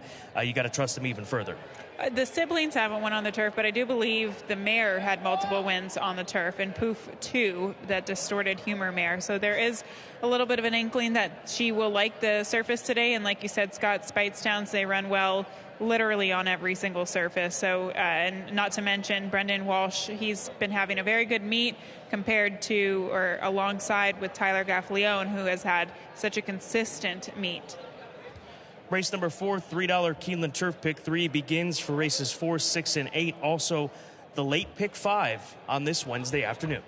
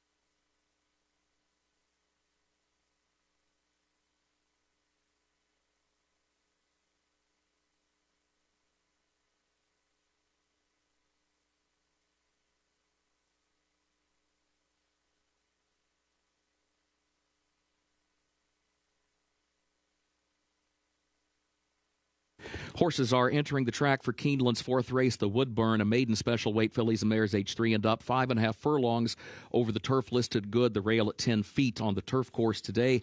Take out the also eligibles 13 through 16. They did not draw into the race. Double and pick 3 wagering start of the late pick 5. Also start of the Keeneland turf pick 3, made up of races 4, 6, and 8.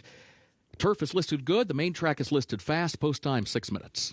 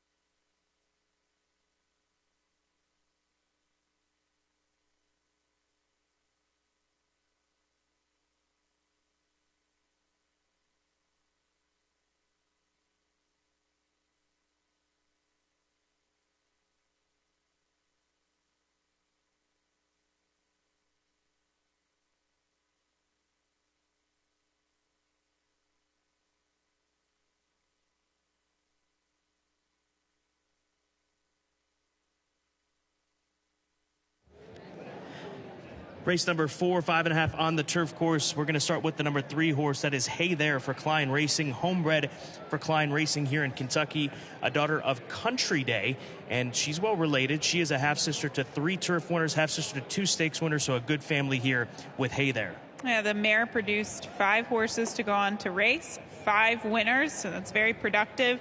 And one of those individuals was a horse by the name of Field Day, who's a stakes-winning turf sprinter. I thought that filly looked really good on track. Speaking of families, let's go to the number 5 horse, Extreme Gem for Extreme Racing Stables. They all spend some money on horses, and this is a filly that was purchased for $625,000. She's a daughter of Tappet from the stakes-winning First Dam Gomo. You might remember that name from her exploits in the Grade 1 Darley Alcibiades right here at Keeneland Racecourse. She ran well enough on debut back in the fall. Didn't really take a step forward last time out on dirt at Oaklawn Park. She was 10-1 that day, but she's got a nice pedigree, and who knows, maybe the transition over to the turf course will wake up this daughter of Tappet from that Grade 1 winner Gomo. She definitely has a pedigree to suggest that she might. I thought she was a very sneaky filly in here, Scott.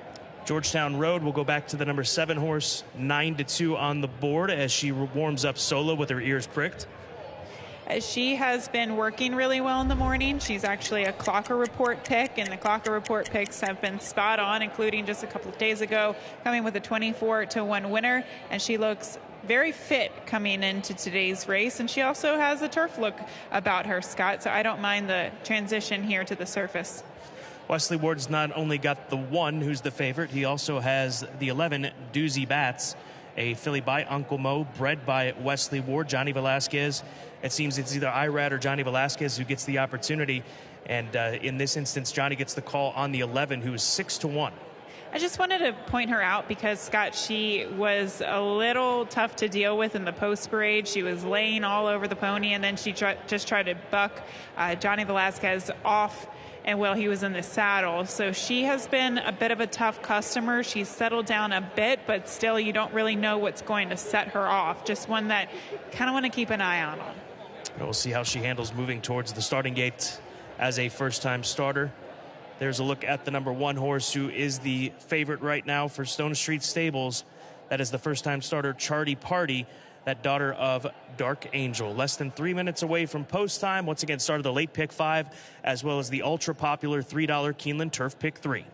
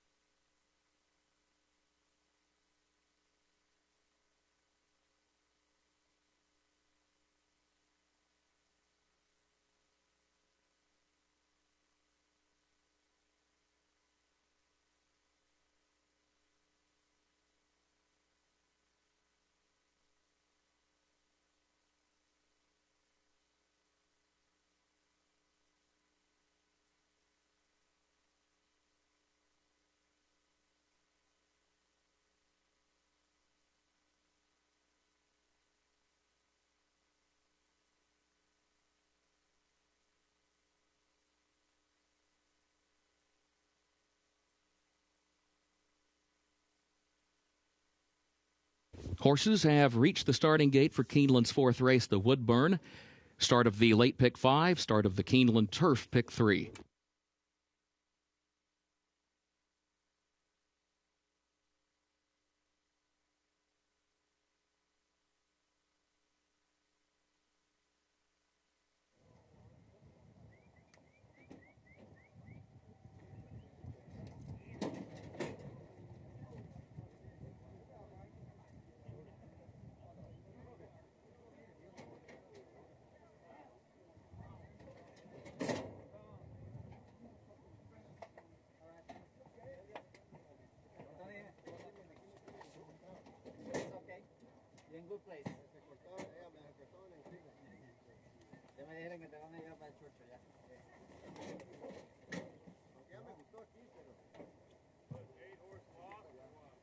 Well, he got loose.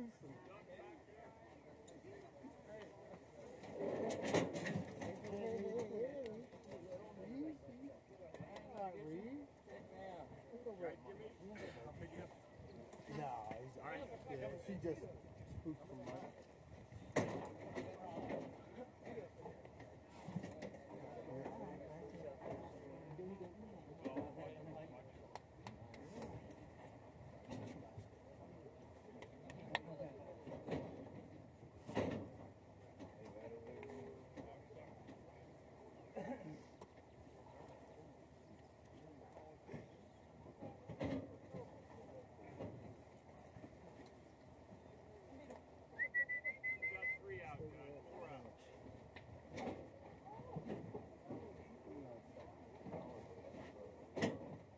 Escúchala ahí. Se la mía un poquito ahí.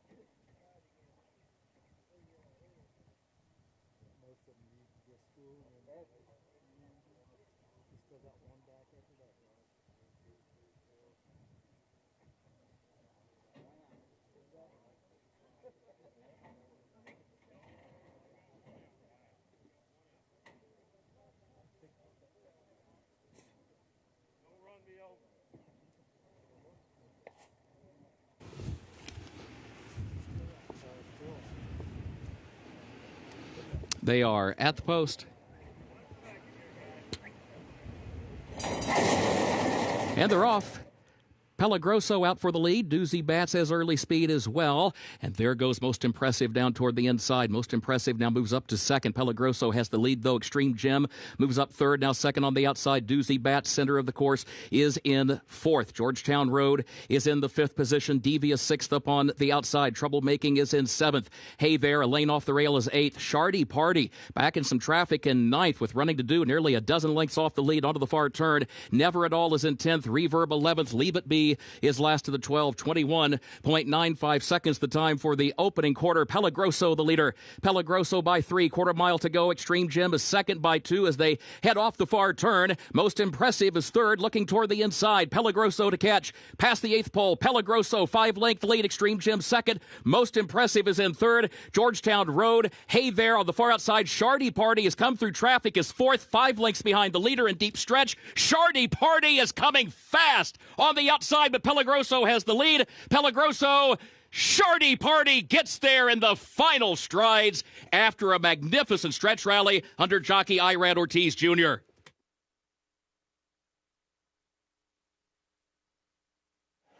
Shardy Party picking him up and laying him down the stretch. You pick up the burgundy and yellow of the Stone Street Silks. She still has a lot of work to do at Wesley's filly. Other filly was very fast coming away from the starting gate. Doozy Bats, but here comes the one, Shardy Party. She was still a little bit green down on the inside, even when Irad Ortiz angled her out in the center of the racetrack, trying to get her to switch leads, Scott. I don't know if she fully knew what she was doing today, and that just speaks volumes of the raw and natural talent that this filly has. She gets the job done at 9-5. It wasn't easy, but she was all class. 1-8-2 across the board for the fourth.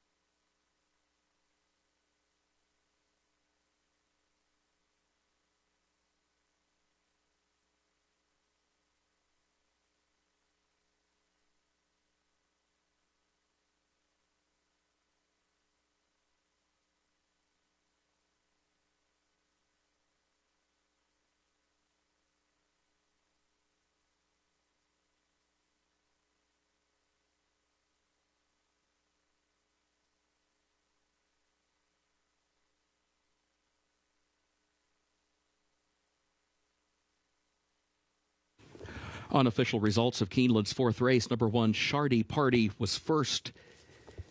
Number 8, Pelagroso was second. Number 2, Most Impressive was third. Number 5, Extreme Gem fourth. 1-8-2-5 unofficial.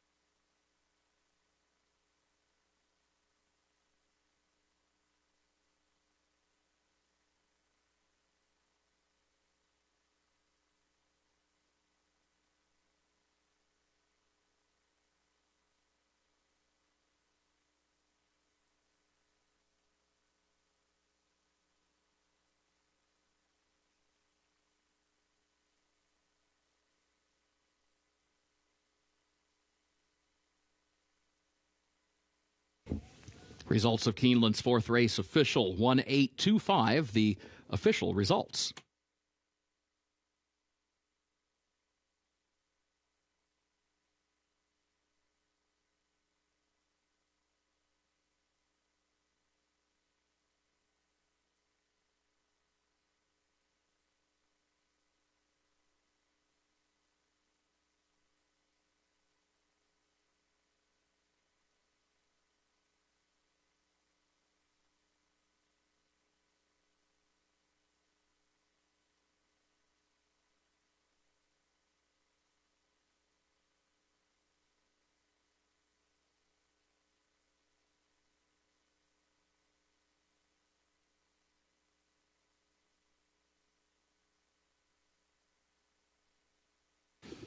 Official winner of Keeneland's fourth race, the Woodburn #1 Shardy Party. Owned by Stone Street Stables, LLC of Barbara Banke, trained by Wesley Ward, the jockey Irad Ortiz Jr. with his second winner on the card. Shardy Party, 3-year-old filly by Dark Angel out of Spiritual Lady by Pastoral Pursuits, bred in Ireland by Yeomanstown Stud. 5.5 furlongs over the turf listed good, 1 minute 3.01 seconds. Results official.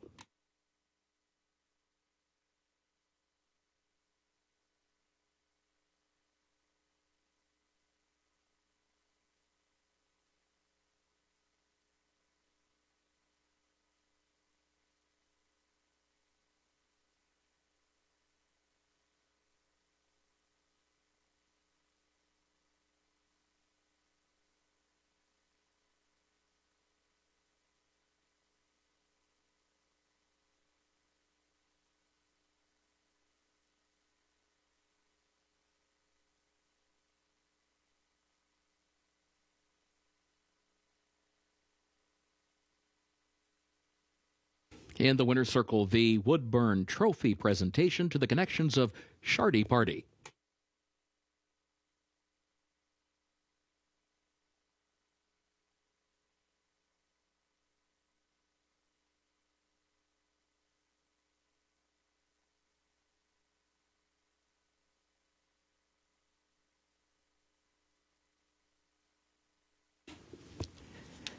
Keeneland's fifth race upcoming, double and pick 3 wagering, and also start of the late pick 4.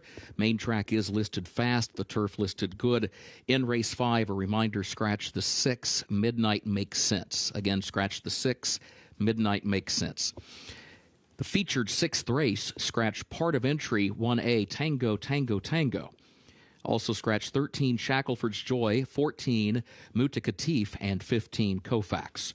That's in the featured 6th race. Scratch part of entry 1A, Tango, Tango, Tango. Also scratch 13, Shackelford's Joy, 14, Mutakatif, and 15, Koufax. No changes in race 7. 8th and final race, take out the also eligibles 13 through 16. They did not draw into the race.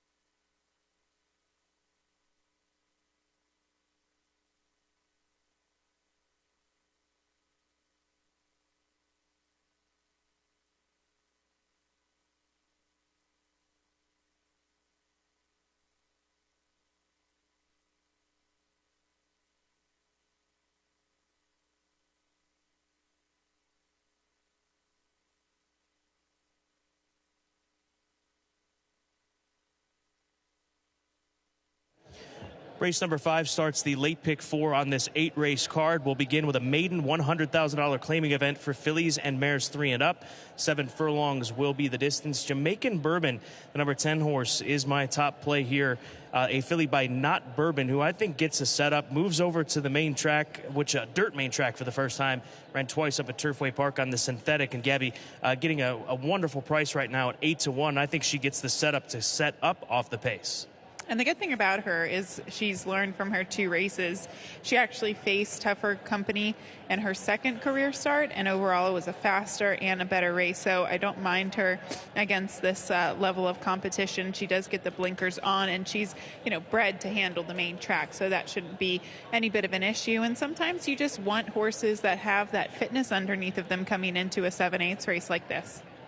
You've got Cocoa Puff on top, the 9 4-1 Texas Red filly. Homebred for Eric Brem, bred in Kentucky for Keith DeSormo, the conditioner. She moves back to dirt and back to sprinting here this afternoon. She's been kind of a career maiden so far. She's had 9 starts, and she hasn't managed to break her maiden just yet. But we found, Scott, in some of these maiden races, especially at 7 furlongs, that you don't necessarily have to be the best. You just have to be the fittest. So I wanted a horse in here with seasoning, and she definitely has that. The 8 is a Ron Marquette trainee. He's had a good run here without a victory. The horses that he sent up this way, they have hit the top 3. He's 3 for 3 in the money with 3 third-place finishes. The fact that he gets Tyler Gaffalione, look at that as a positive. The meet's leading rider right now, and at 19-1, willing to take a swing with Ron Marquette's judgment to ship this filly up from Oaklawn Park. Yeah, and a tall, lean, lanky looking filly here in the paddock. She definitely looks like it makes sense that she's debuting at this distance, because I think she could be one that could even benefit more from getting a distance of ground in the future. American Heights makes the change by moving out of the West Coast, off the West Coast from Southern California, here to Kentucky for Bill Morey, previously with Carla Gaines at Santa Anita and Del Mar. And there are some races there against Maiden Special Weight Company that will go a long way against this group. Just has to work out a trip from the inside draw. Another one that has seasoning. She's a seasoned pro coming into today's race, and some of her Maiden Special Weight races at Santa Anita are far faster than what she faces today. So in some ways, I thought she was kind of the filly to beat, and I think 4-1 is a very fair price on her. Finally, West Love, a filly by Street Sense, Keeneland sales grad for Kildare Stud, and Ben Colebrook. Corey Lannery rides her back for a second time. We mentioned this morning on Today at Keeneland. There's going to be a lot of horses that you see in these final 3 days of racing that are making their second start of the meet, taking an opportunity to get another race under their belt over these surfaces, whether it be turf or dirt. And in my opinion, you've always got to view that as a positive, and that's the case with West Love. Her last race, if you go back and watch the start, she actually came in at the start. She didn't get out of the gate very smoothly. She was drawn post 10 of 10 that day. So it didn't really all go her way, but unfortunately, Scott, she's drawn post 11 or 10 of 10 today with a scratch of the 6 in here. So she's up against it from that standpoint, but I thought if she got it out of the gate a bit smoother with more distance to 7 furlongs, she could find herself forwardly placed, and at the end of the day, a better effort. Late pick 4 time here at Keeneland Racecourse. The featured event is race number 6, so involved in that late pick 4 sequence is our feature, as it is every afternoon here at Keeneland Racecourse. Good luck. Waiting for the riders up call. You can see the pick 4 pool healthy, just shy of $100,000.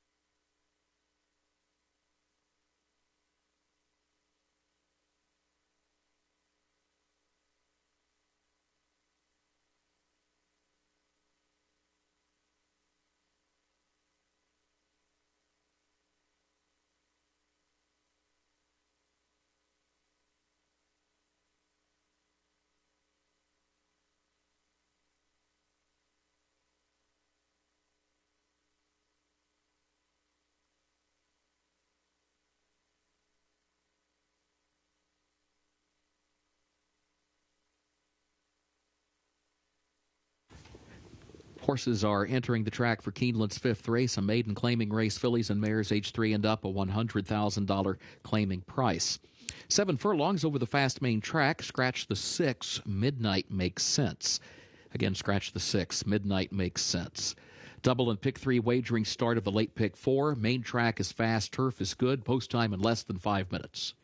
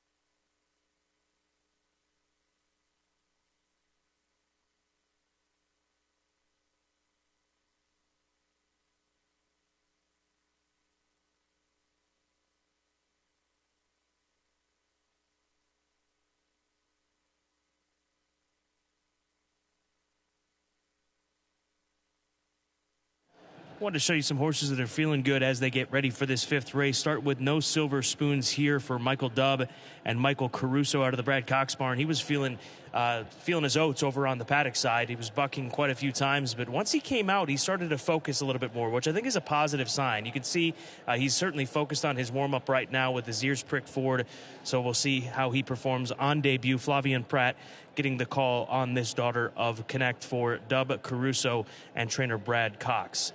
The 3-horse showing quite a bit of energy as well. Beautiful Farewell. She's currently sitting at 10-1. She'll get back to dirt for the first time since a race up in Maryland at Laurel at the end of September. We'll see how she fares going up to 7 furlongs as well. She's run once in the past at 7/8 of a mile, and that was in that last race at Laurel on dirt. So, but like the energy that she was showing out here as she is warming up. The same for Sonoma County, the number 5 horse. Good energy on this daughter of Flatter out of the John Service barn. Raylu Gutierrez is in the saddle. She's settled in right now as far as her warm-up is concerned with the pony and leveling off with less than 2 minutes to post. And then want to point you towards Nibbles, the number 4 horse for Jeff Hiles. Claimed on debut for $50,000 off of trainer Michael Stidham and Lale Stables. And Jeff Hiles, 5% first off the claim. But this is Tom Leach's long shot play of the day. That's the number 4 horse with Joe Talamo in the saddle. 14-1 on Nibbles. This fifth race coming up starts the late pick 4, and we've got over $166,000 in the pool. Good luck.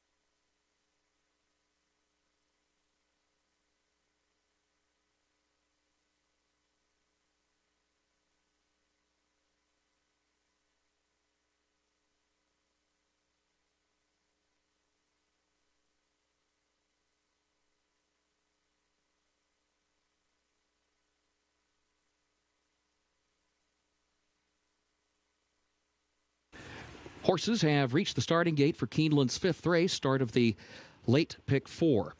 Please note the condition of Keeneland's turf course has now been upgraded to firm. Late pick 4 players, please note condition of Keeneland's turf course has now been upgraded to firm. Of course, the main track is fast.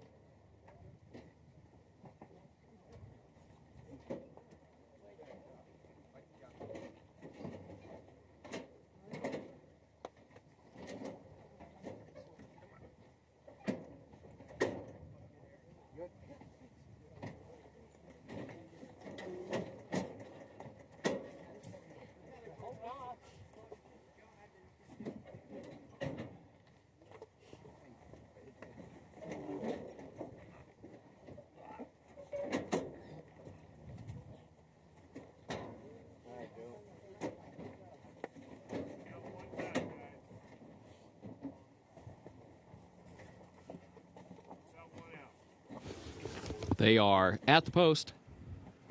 And they're off.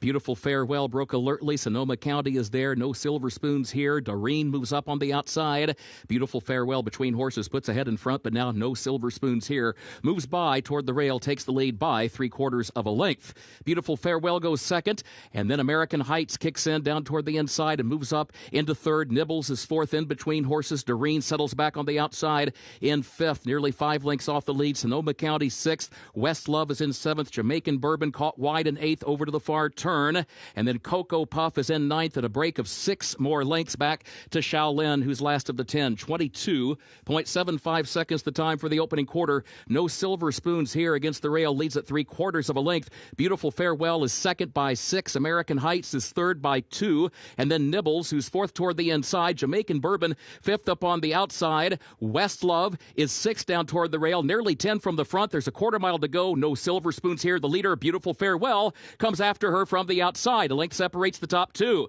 Coming toward the 8th pole. No silver spoons here. Opening up now. 3-4 lengths to the good into the final furlong. Beautiful Farewell is second by 5. West Love has gone to third. And then Cocoa Puff fourth against the rail, but far back as No Silver Spoons here is past the 16th pole and has this one wrapped up. No Silver Spoons here wins it convincingly for Flavian Pratt. Beautiful Farewell was across the line in the second position, followed by Cocoa Puff, who was up for third.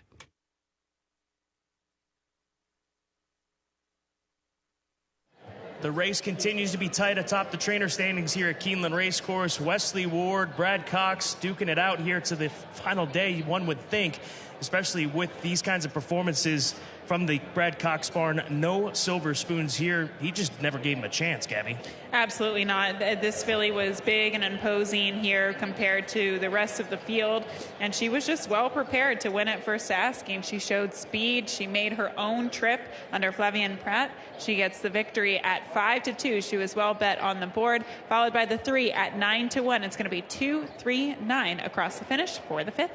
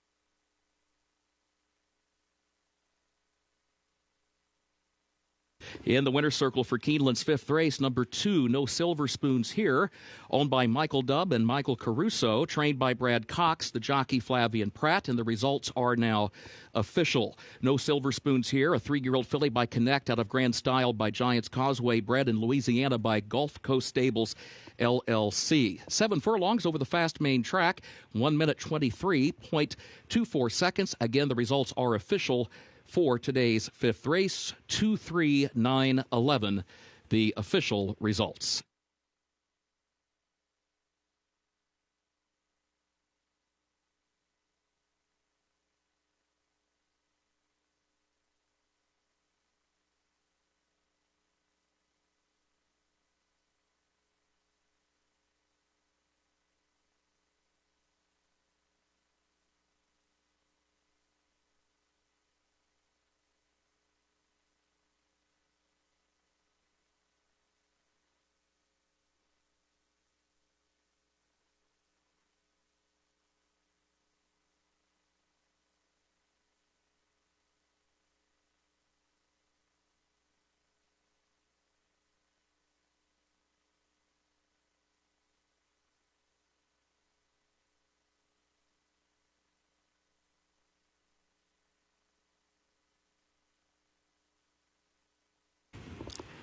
Keeneland's sixth race upcoming, race 6, the feature, the Diamond A Farms. The turf is now listed firm.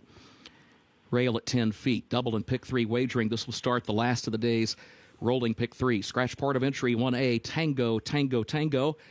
Also scratch number 13, Shackelford's Joy, the 14, Mutakatif, and scratch the 15, Koufax. Again, scratch part of entry 1A, Tango, Tango, Tango. Also scratch 13, Shackelford's Joy, 14, Mutakatif, and 15, Koufax. And again, a reminder, the turf is now listed firm. Checking the 7th race, no changes in race 7. 8th and final race, take out the also eligibles 13 through 16. They did not draw into the race.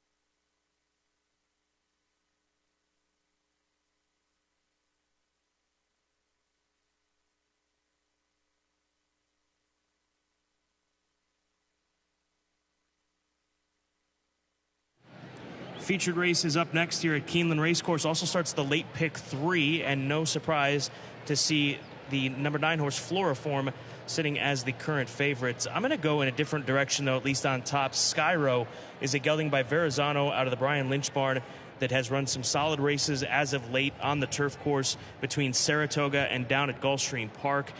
We'll see if coming in off of about a month and a half freshening from that most recent start will do him some good. And coming up here to Kentucky, also Tyler Gaffalione, his presence in the saddle I view as a positive, especially on the grass course. So Skyro, pretty straightforward horse. He'll try to lay off the pace and make a run at him. And I think the inside draw, further inside draw than what the favorite has to deal with, is a plus for him as well. And Skyro comes out of that allowance race last time out where he was second to Proven Strategies. That horse is a stakes winner, graded stakes placed at a mile. My only concern with Skyro was that I don't necessarily think he's going to get better as the distances get longer. I think he's better going shorter, and today he gets his first test at a mile and a 16th. Floriform for Juddmonte Farms, homebred. Colt by Into Mischief out of the Empire Maker first name July Jasmine, who was stakes placed during her racing career.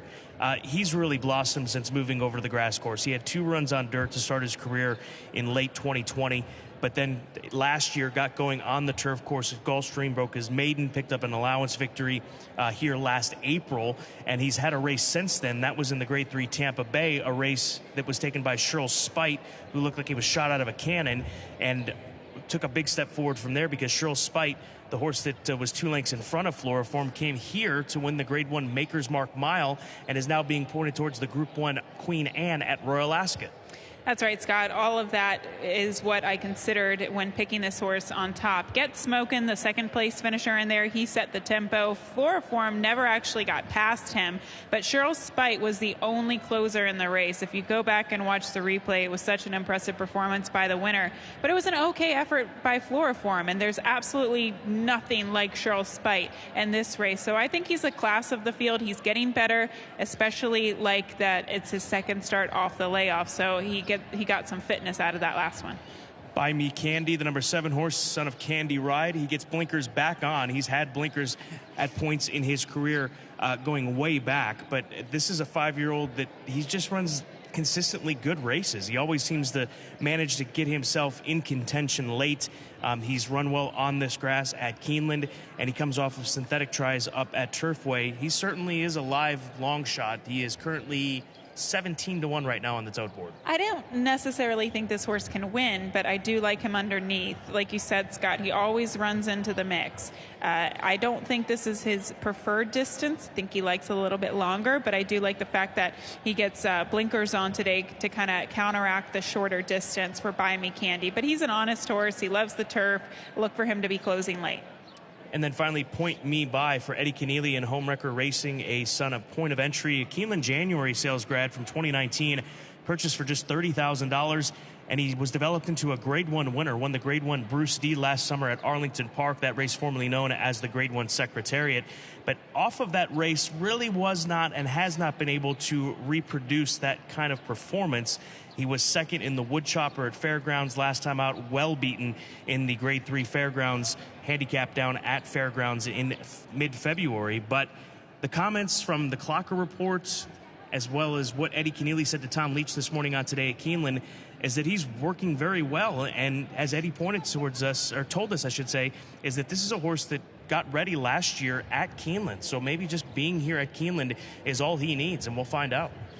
I do like the fact that he's been working well locally in the morning. Now, albeit it has been on the dirt, we'll see if that transitions back to the turf. But that was a very tough spot to run him last time out, Scott.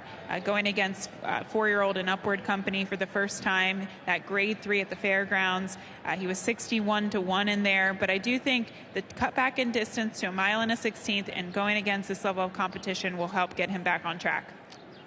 Phenomenal feature coming up, race number 6, start of the late pick 3.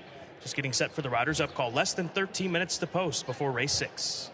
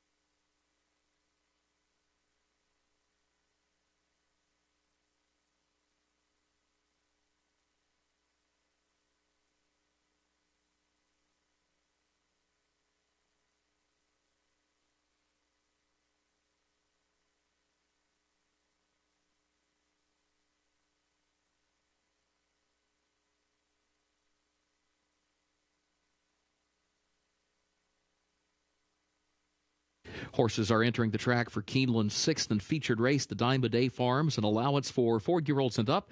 Mile and a 16th over the turf listed firm, rail at 10 feet today. Scratch part of entry, 1A, Tango, Tango, Tango. Also scratch 13, Shackelford's Joy, 14, Mutakatif, and 15, Koufax. Double and pick 3 wagering. This will start the last of the day's rolling pick 3s. Post time at just 6 minutes.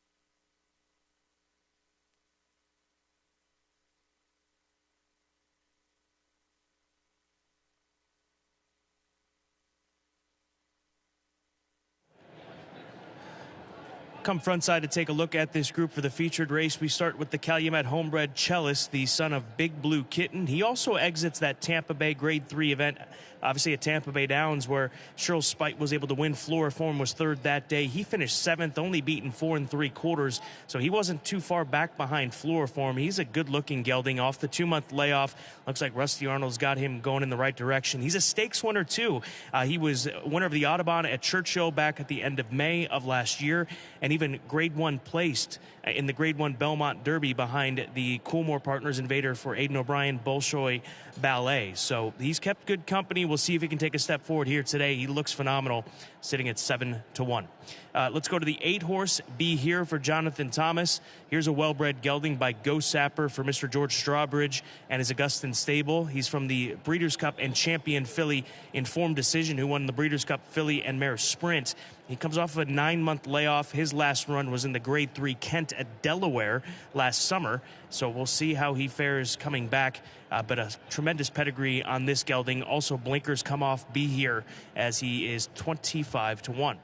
Floriform does look good. There's just no getting around it. He's got the good form. He's got the good looks. He's got Joel Rosario going for him, the pedigree, et cetera, et cetera. So just needed to put Floriform back on the screen. This is a classy-looking colt, as you can see him taking in his surroundings. And Joel Rosario just letting him do his thing right now, just standing there. And I'm sure we'll see him moving here pretty quickly. And there he goes. Not going to do too much more, I would imagine, in this warm-up with Floriform. So 8-5 right now on the favorite in the featured event. Munition is a gelding by English Channel for Cherie DeVoe, and he's run some good races. He won his first 2 starts, one at Ellis, was able to pick up a victory going a mile and an eighth at Keeneland at going wire to wire. That's his best weapon, is when he's able to make the lead. But as he's making the lead in those races, they're, especially last time out, they weren't run all that quickly. He ran into Pine Knoll, who was a good runner down at Fairgrounds on March 19th. So the number 10 horse at 11-1 would not be a surprise. And we talk about this all the time. The English Channel horses, they just seem to get better and better with each and every race and as time passes on. And this will only be his 5th start of his career for Hinkle Farms, a homebred for the Hinkle family. And then Point Me By, once again, Clocker report from this morning on Today at Keeneland, the Grade 1 winner of the Bruce D. And Eddie Keneally said that this horse is training very well. Obviously, the Clocker report agrees as well. So an impartial eye in taking a look at that from the Clocker report. He is currently sitting at 10-1. Good feature race coming up. Less than 2 minutes to get those wagers in.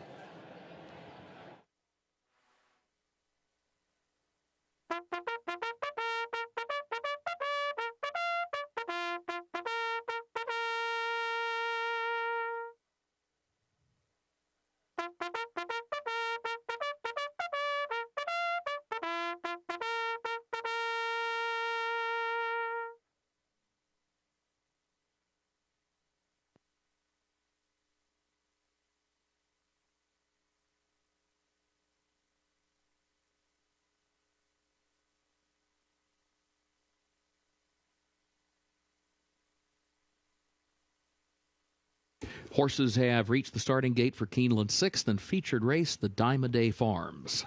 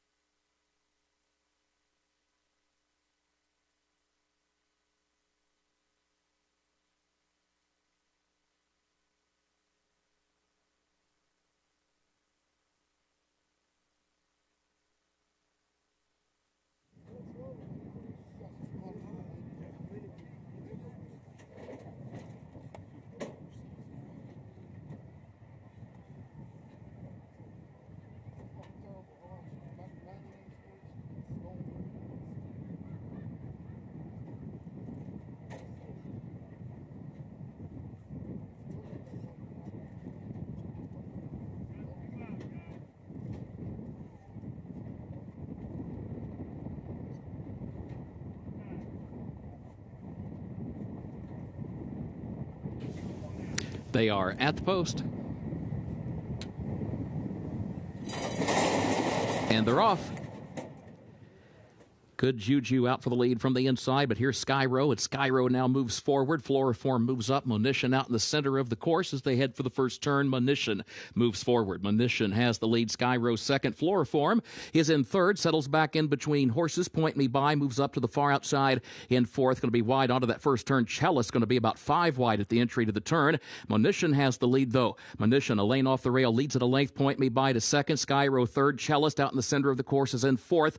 Floriform is fifth in between horses. Be Here is toward the outside in 6th. Continental Coins is 7th, back toward the inside. Buy Me Candy moves up a lane off the rail in the 8th position. Leblon was wide around the first turn, center of the course now on the backstretch in 9th. Good Juju is shuffled back into 10th. Absam is 11th, and Palazzi, last of the 12, first quarter 24.66, opening half mile 48.97 seconds. Monition against the rail is the leader.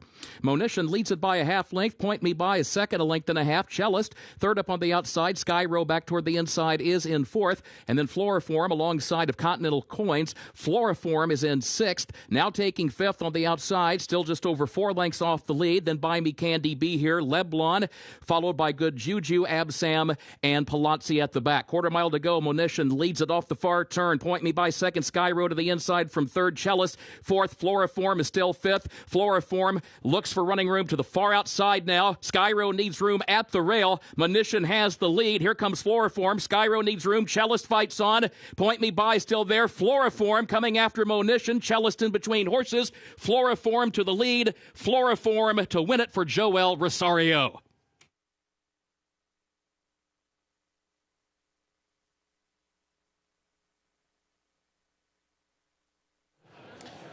The pace wasn't ultra quick, but he was able to close into it. That is Floriform, the son of Into Mischief, working his way into contention and getting there and beating a nice group of runners here today. Yeah, managed to save ground early, Scott, and then just angled out right at the top of the stretch. And this horse's class was just all out there today. He pretty much wraps up in the end under Joel Rosario, doing this very easily and getting the job done at 8-5.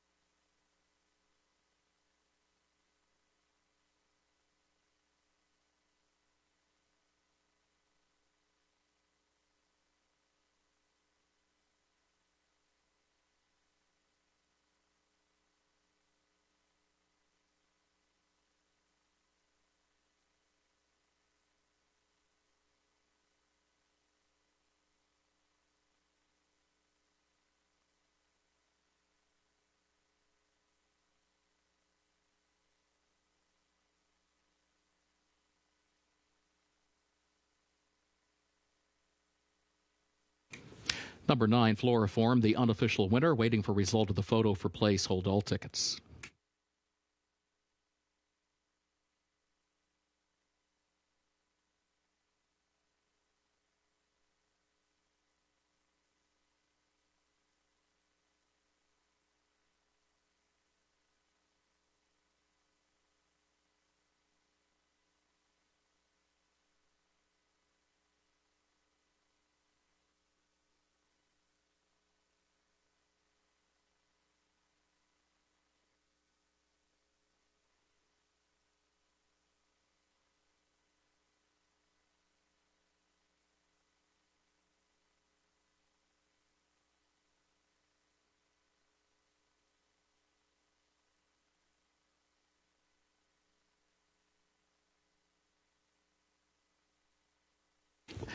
Unofficial results of Keeneland's 6th race. Number 9, Floriform, was first.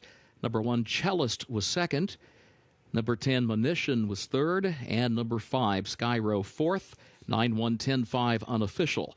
And the results are now official for Keeneland's 6th race. The official winner in the winner's circle now for race 6, the featured Diamond A Farms, number 9, Floriform, owned by Judd Mott, Fahad bin Khalid, trained by Bill Mott, the jockey Joel Rosario. Floriform, a 4-year-old son of Into Mischief, out of July Jasmine by Empire Maker, bred in Kentucky by Judd Mott Farms Incorporated. Mile and a 16th over the firm turf, 1 minute 42.96 seconds. Again, the results are official, 9-1-10-5, the official results.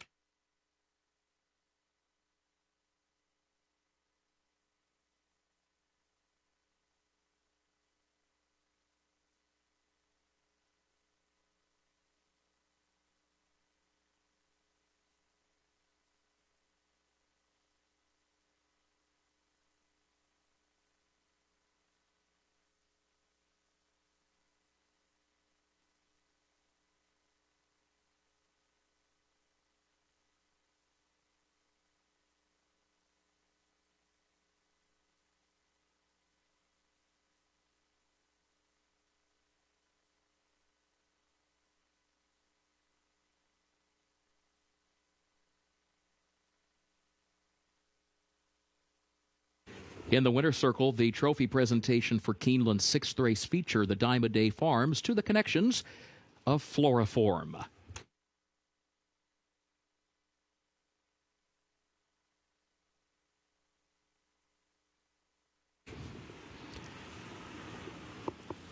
Keeneland's 7th race upcoming. Main track is listed fast. Race 7 will finish in the short stretch at the first wire.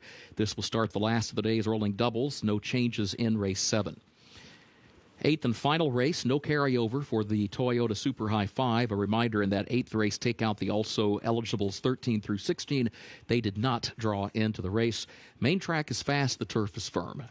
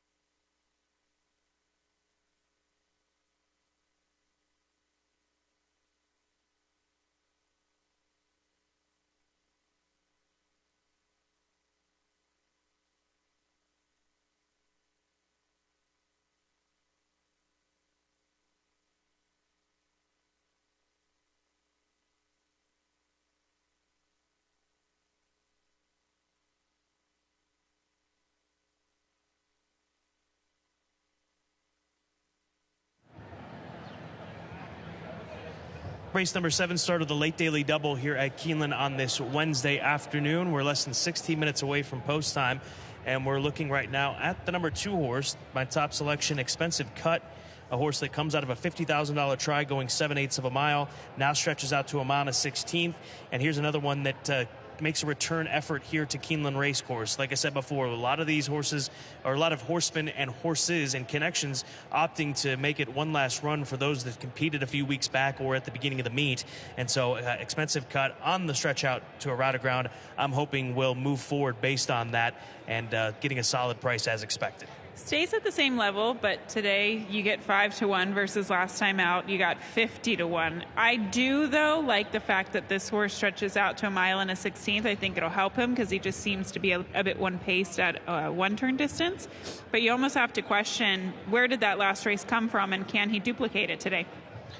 The number 5 horse, Silent Disco. Has there been a John Ortiz horse that you haven't picked this meet? I believe, well, he's only started like 4 horses. I think you've picked them all. Maybe. I'm a big fan.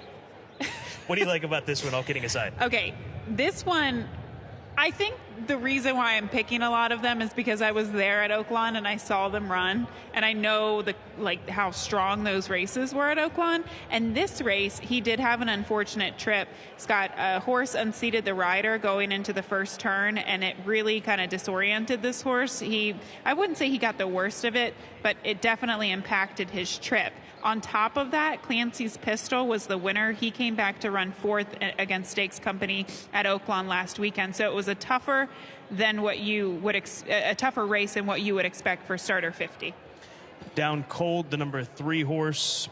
We both have this gelding in our second spot. Gets some class relief out of a starter race down at Fairgrounds. Prior to that, running against Allowance Company, and Sam Houston ran in the Texas Turf Mile at the end of January. So we'll see if this drop down in class is something that ends up waking him up.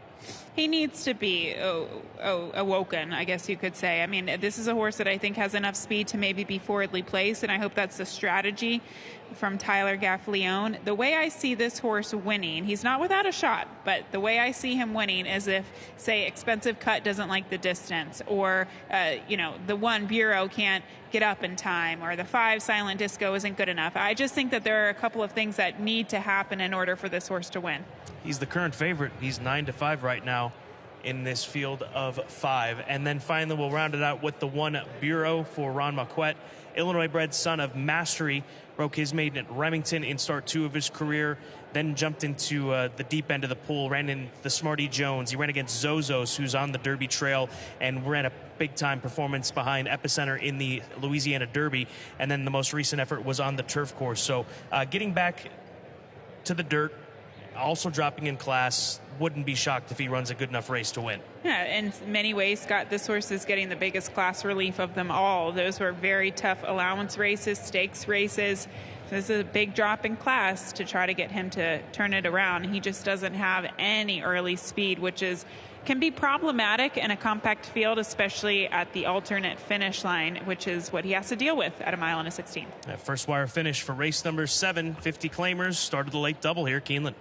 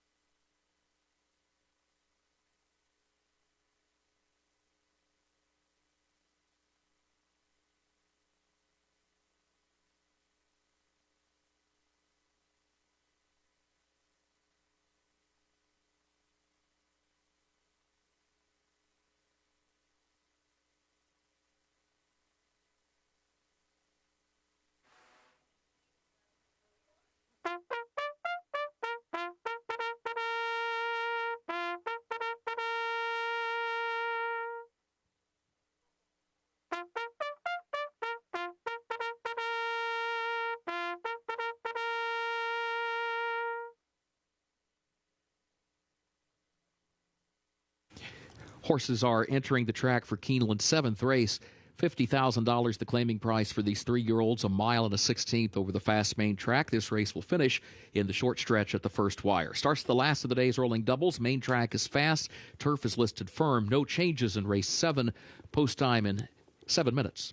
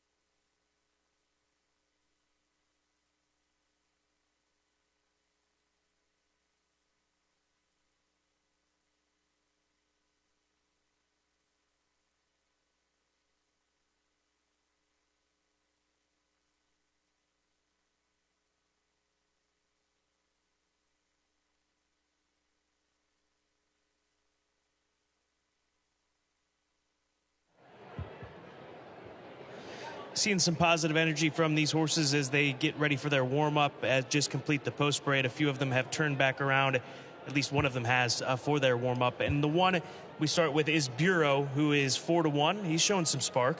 Yeah, I like how this horse looks on track. He definitely looks like a 2-turn runner, so he has that opportunity once again today at a mile and a 16th. But I just thought he looked well turned out, good energy, happy, kind of playful on the track as well. Just hoping to turn things around for this horse. And he's gone against some really tough allowance company, Scott. Maybe he's just not quite at that level, but that doesn't mean he's without a shot at this level, at the $50,000 level today. The number 2 horse coming back a second time this meet, Expensive Cut. He's taken some late action. He's down to 3-1. I believe it was 5-1 when we were talking about this horse, paddock side. This is my best angle, and across the board wager on the 2 is the suggestion.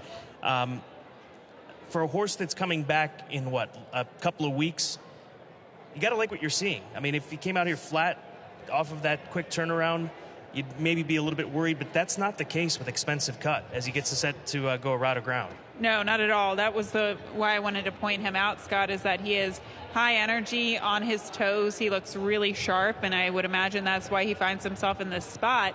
Because if he was a bit dull after his last race, I would imagine they'd give him a couple more weeks. But he wheels right back around and doesn't look any worse for the wear today. This is about as even of a tote board as you'll ever find in a 5-horse field. You've got 9-5 as the favorite with the 3, and the longest shot in the field of 5 is Maximum Impact, who's sitting at 4-1 right now in the tote board. Evenly matched group. Good luck. We're less than 4 minutes away from race 7 here at Keeneland.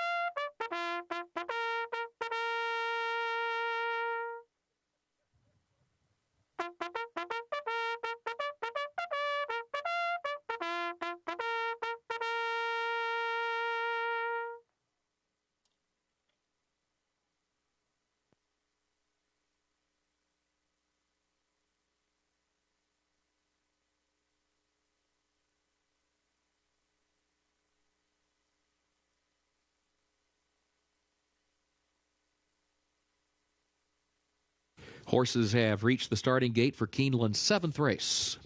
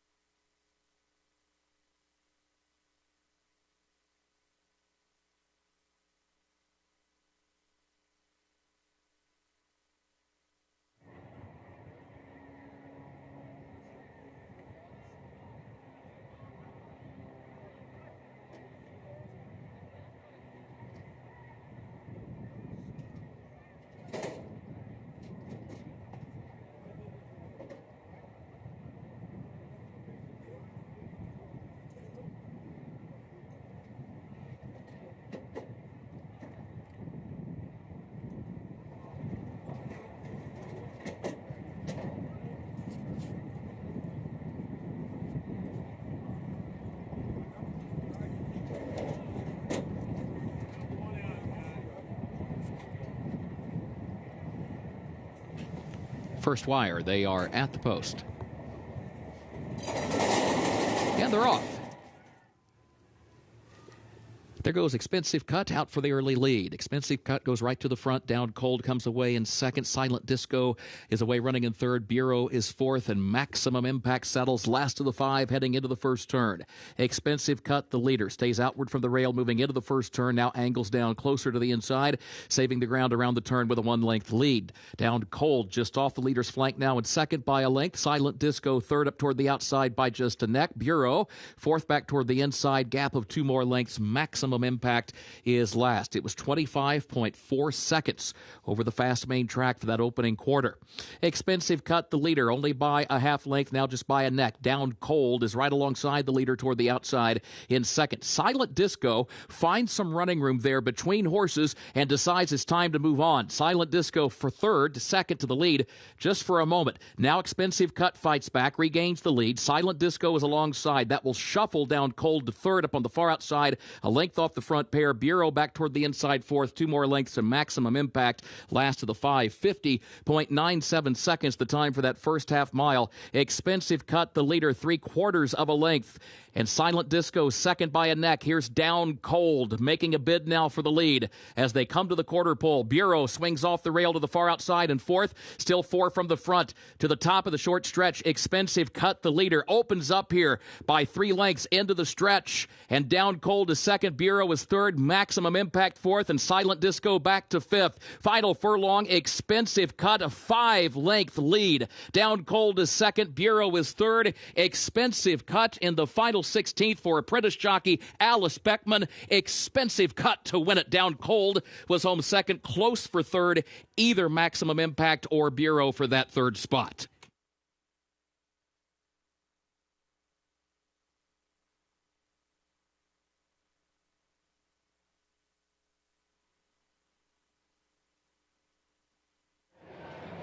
Expensive Cut coming back a second time this meet. Had to battle early on. They didn't make it easy on this runner, going 2 turns for the first time, but as they spun for home, Alice Beckman had plenty of horses to open up on this group. This horse went against similar company last time out here at Keeneland just a few weeks ago, was 50-1.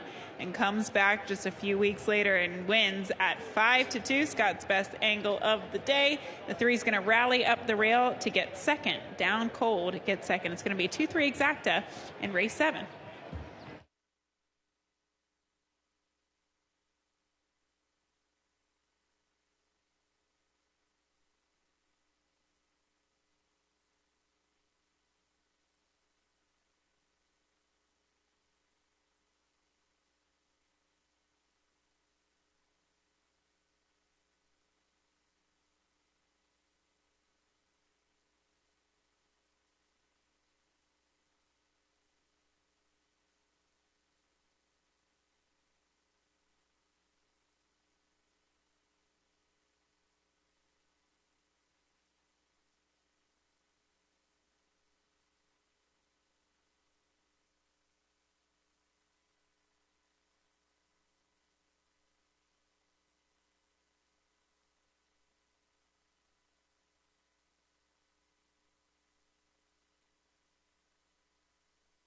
Unofficial results of Keeneland's 7th race. Number 2, Expensive Cut, was first.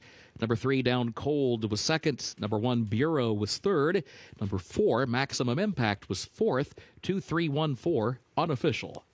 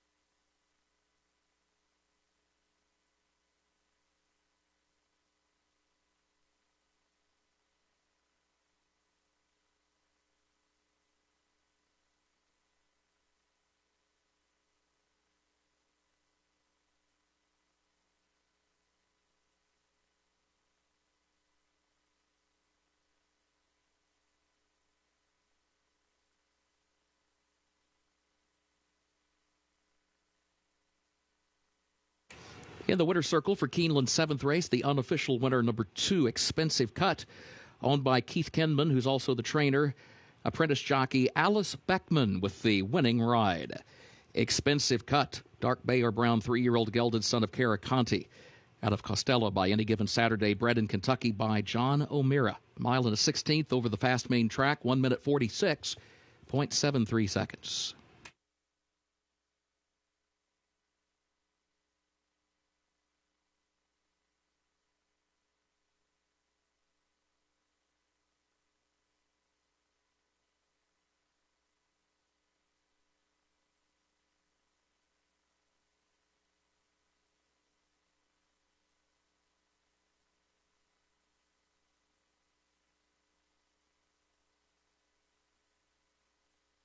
Results of Keeneland's 7th race official, 2-3-1-4.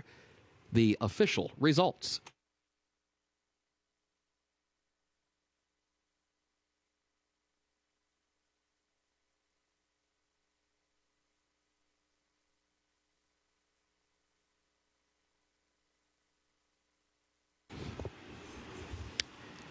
Keeneland's 8th and final race upcoming. No carryover for the Toyota Super High 5. Turf is listed firm, rail at 10 feet. Take out the also eligibles, 13 through 16. They did not draw into the race.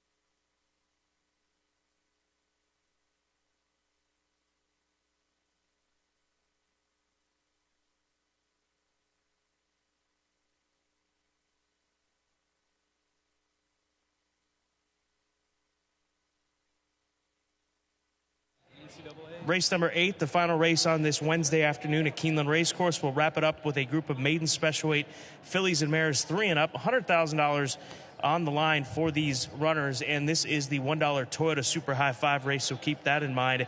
And a beautiful looking tote board right now. The shortest price is 7-2, then a couple of 4-1 shots as we look at American Pyramid, who is one of those 4-1 shots.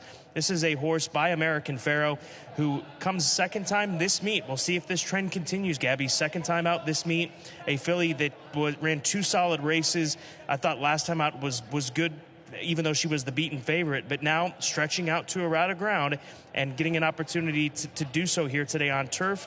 American Pharoahs have won plenty of races worldwide on the grass. I actually think she'll really like stretching out to 2 turns, Scott. She hasn't had the opportunity to do it yet, but she's so fast. I almost think she goes a little bit too fast at 1-turn distances, and maybe the added distance to 2 turns will help her be able to relax, slow things down in those internal fractions. So I love the move with this filly, and physically she looks like she should take to the surface.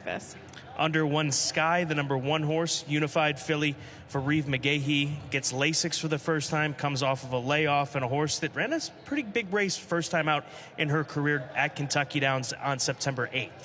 Yes, looking back, I mean, I always think it's really hard to prepare a horse to win at first asking, going a distance of ground at Kentucky Downs, but she ran really well going against California Angel, and that filly we would see come back to compete in the fall here at Keeneland. She won the Grade 2 Jessamine. She competed at the Breeders' Cup as well. She's a graded stakes winner. She's a stakes caliber filly, and since then, things went a little awry in her second start, and then her third start was on the dirt, so she's been given time since then, and I think she's going to come back in a big way today.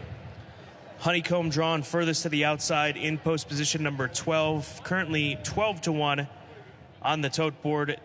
This is a G. Watts Humphrey Jr. homebred, a filly by Hardspun, who gets an opportunity to try the grass again. And her last race, comment line reads Van Doff. They gave her plenty of time to get over that, but based on the speed figures that I've got in front of me, say that she took a big step forward when moving over to the grass versus her 2 runs on dirt. I agree with you. I think it was a big step forward. She's bred to love the turf, and that's what we saw from her. It's just the post, Scott. You really have to be very good, or much better than the rest of the field, to overcome that outermost post. We'll go to the 10 horse to wrap it up. Paddock side, that's Diva Ready, a more than ready filly for Augustin Stable, Jonathan Thomas, Luis Saez. What led you in this direction of a horse that's taken some play, 5-1? Just a first-time starter by More Than Ready, and you kind of got to like the pedigree on the bottom side. We've seen Jonathan Thomas start a handful of horses here at the meet, and they've all run really well. So I feel like he's been extremely strategic in terms of what he sent here for the spring meeting, with whether they've been seasoned horses or whether they've been first-time starters in these maiden races. He definitely knows what to send here to be successful. So I just used her off that premise alone. Race number 8, 14 minutes to post, less than. Toyota Super High 5, that $1 minimum wager available for the nightcap here on this Wednesday card. Best of luck.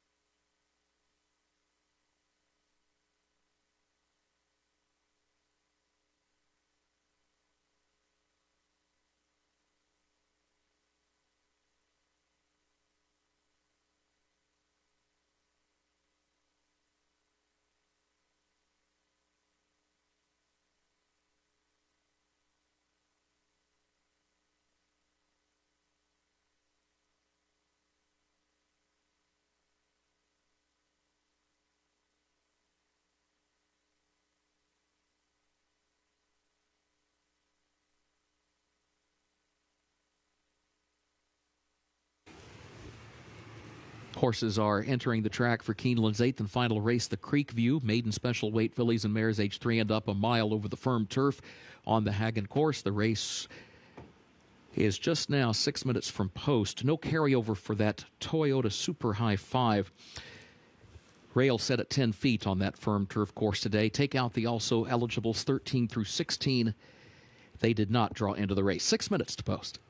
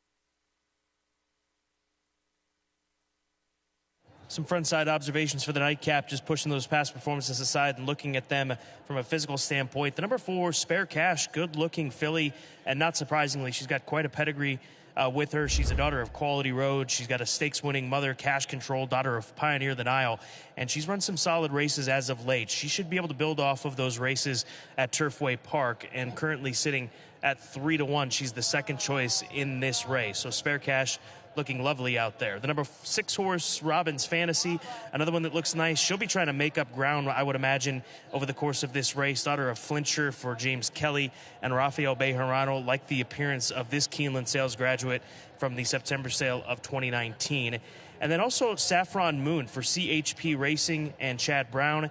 Here's a filly by Malibu Moon. She comes off of a 6-month layoff. Chad Brown, first time on grass with his runners, 25%, but oftentimes you see them kick their careers off on the grass versus end up there in their 4th start. But nonetheless, Chad Brown, Flavian Pratt, Saffron Moon for CHP Racing, one to consider in a very good race. Less than 4 minutes away from the Wednesday nightcap here at Keeneland.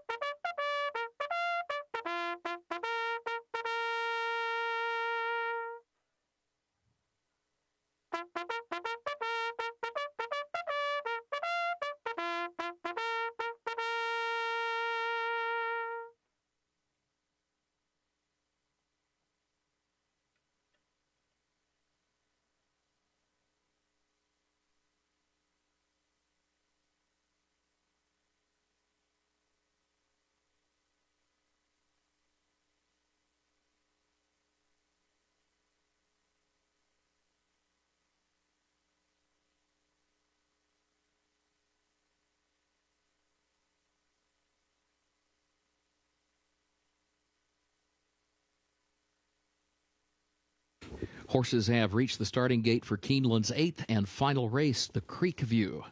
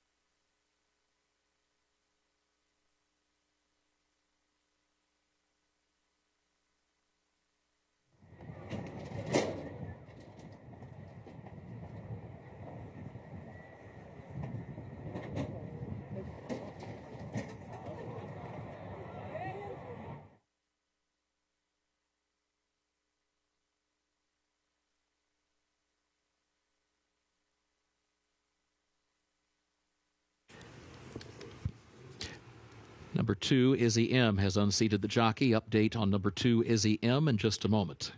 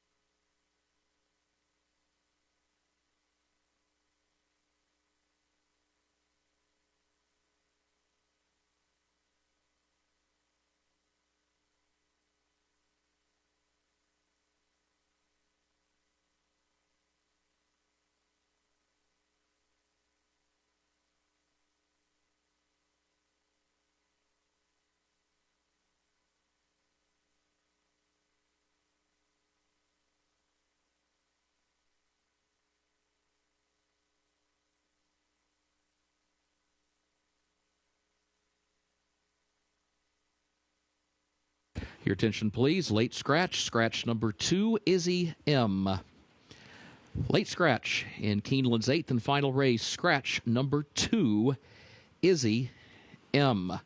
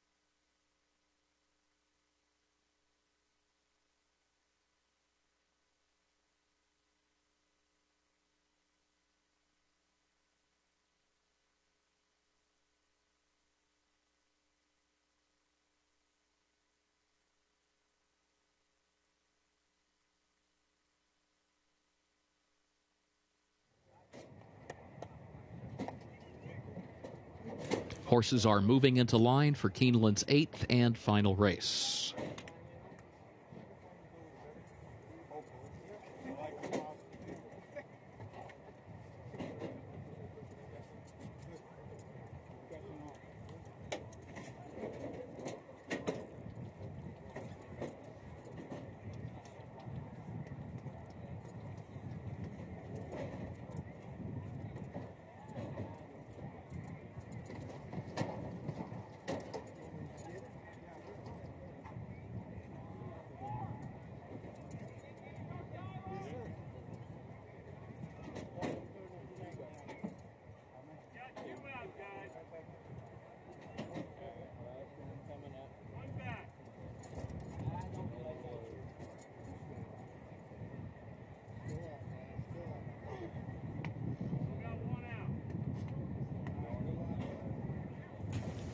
They are at the post, and they're off.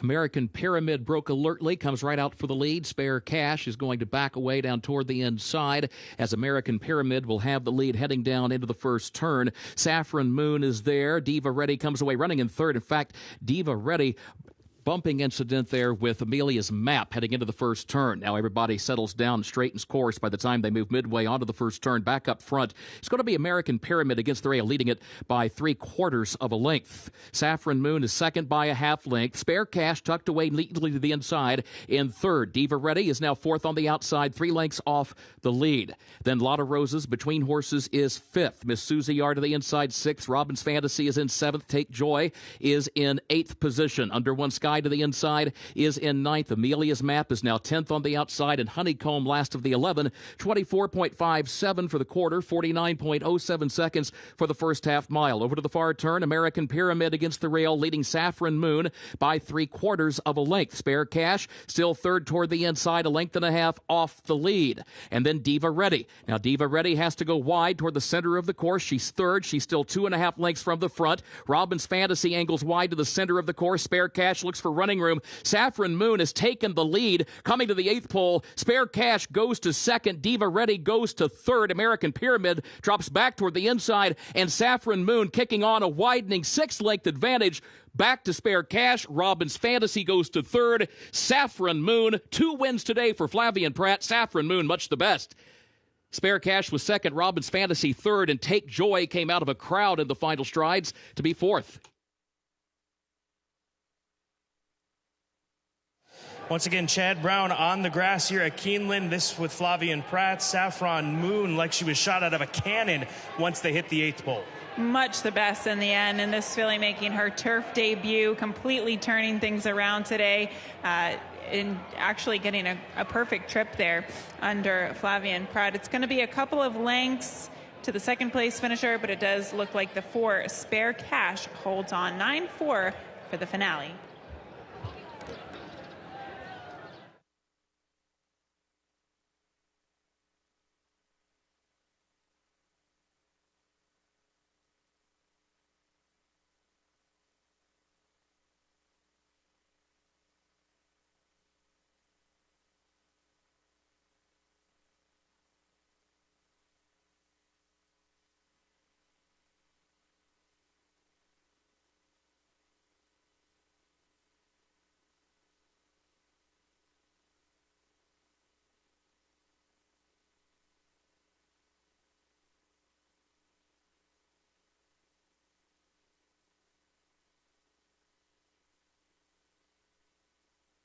Photo for fifth, hold all tickets.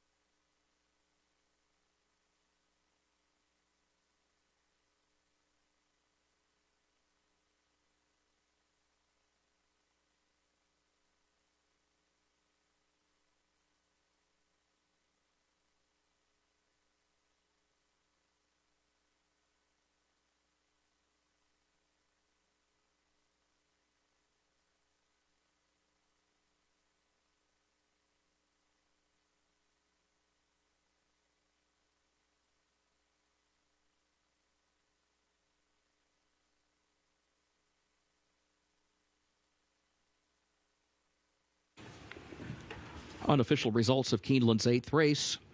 Number 9, Saffron Moon, was first. Number 4, Spare Cash, was second. Number 6, Robin's Fantasy, third. Number 7, Take Joy, was fourth. And number 8, Lot of Roses, was fifth. 9, 4, 6, 7, 8, the unofficial results.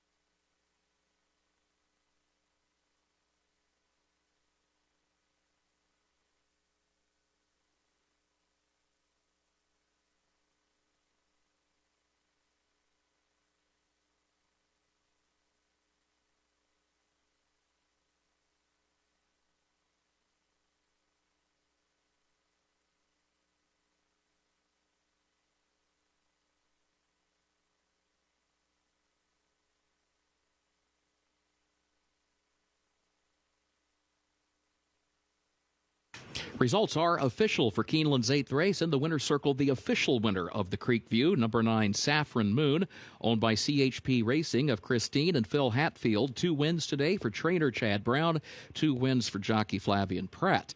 Saffron Moon, a 3-year-old filly by Malibu Moon out of Crocus Hill by Medaglia d'Oro, bred in Kentucky by Cove Springs Farm, LLC. Keeneland September sales graduate gets the mile over the firm turf today in 1 minute 35.97 seconds. Results official 94678, the official results.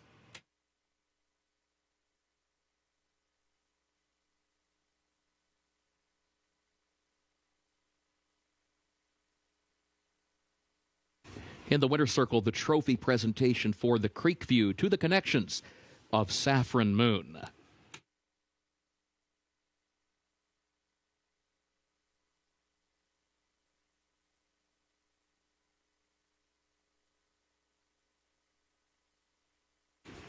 At Keeneland, the pick 6 pays on 6 of 6 with a consolation 5 of 6. Late pick 5 on 5 of 5 with a consolation 4 of 5. No carryover for the Toyota Super High 5 for tomorrow's card. The second floor grandstand, including the sports bar and the mezzanine bar, will remain open for simulcasting for another 30 minutes. You may advance wager any races scheduled to occur after that time. For now, on behalf of Keeneland, thank you and good evening.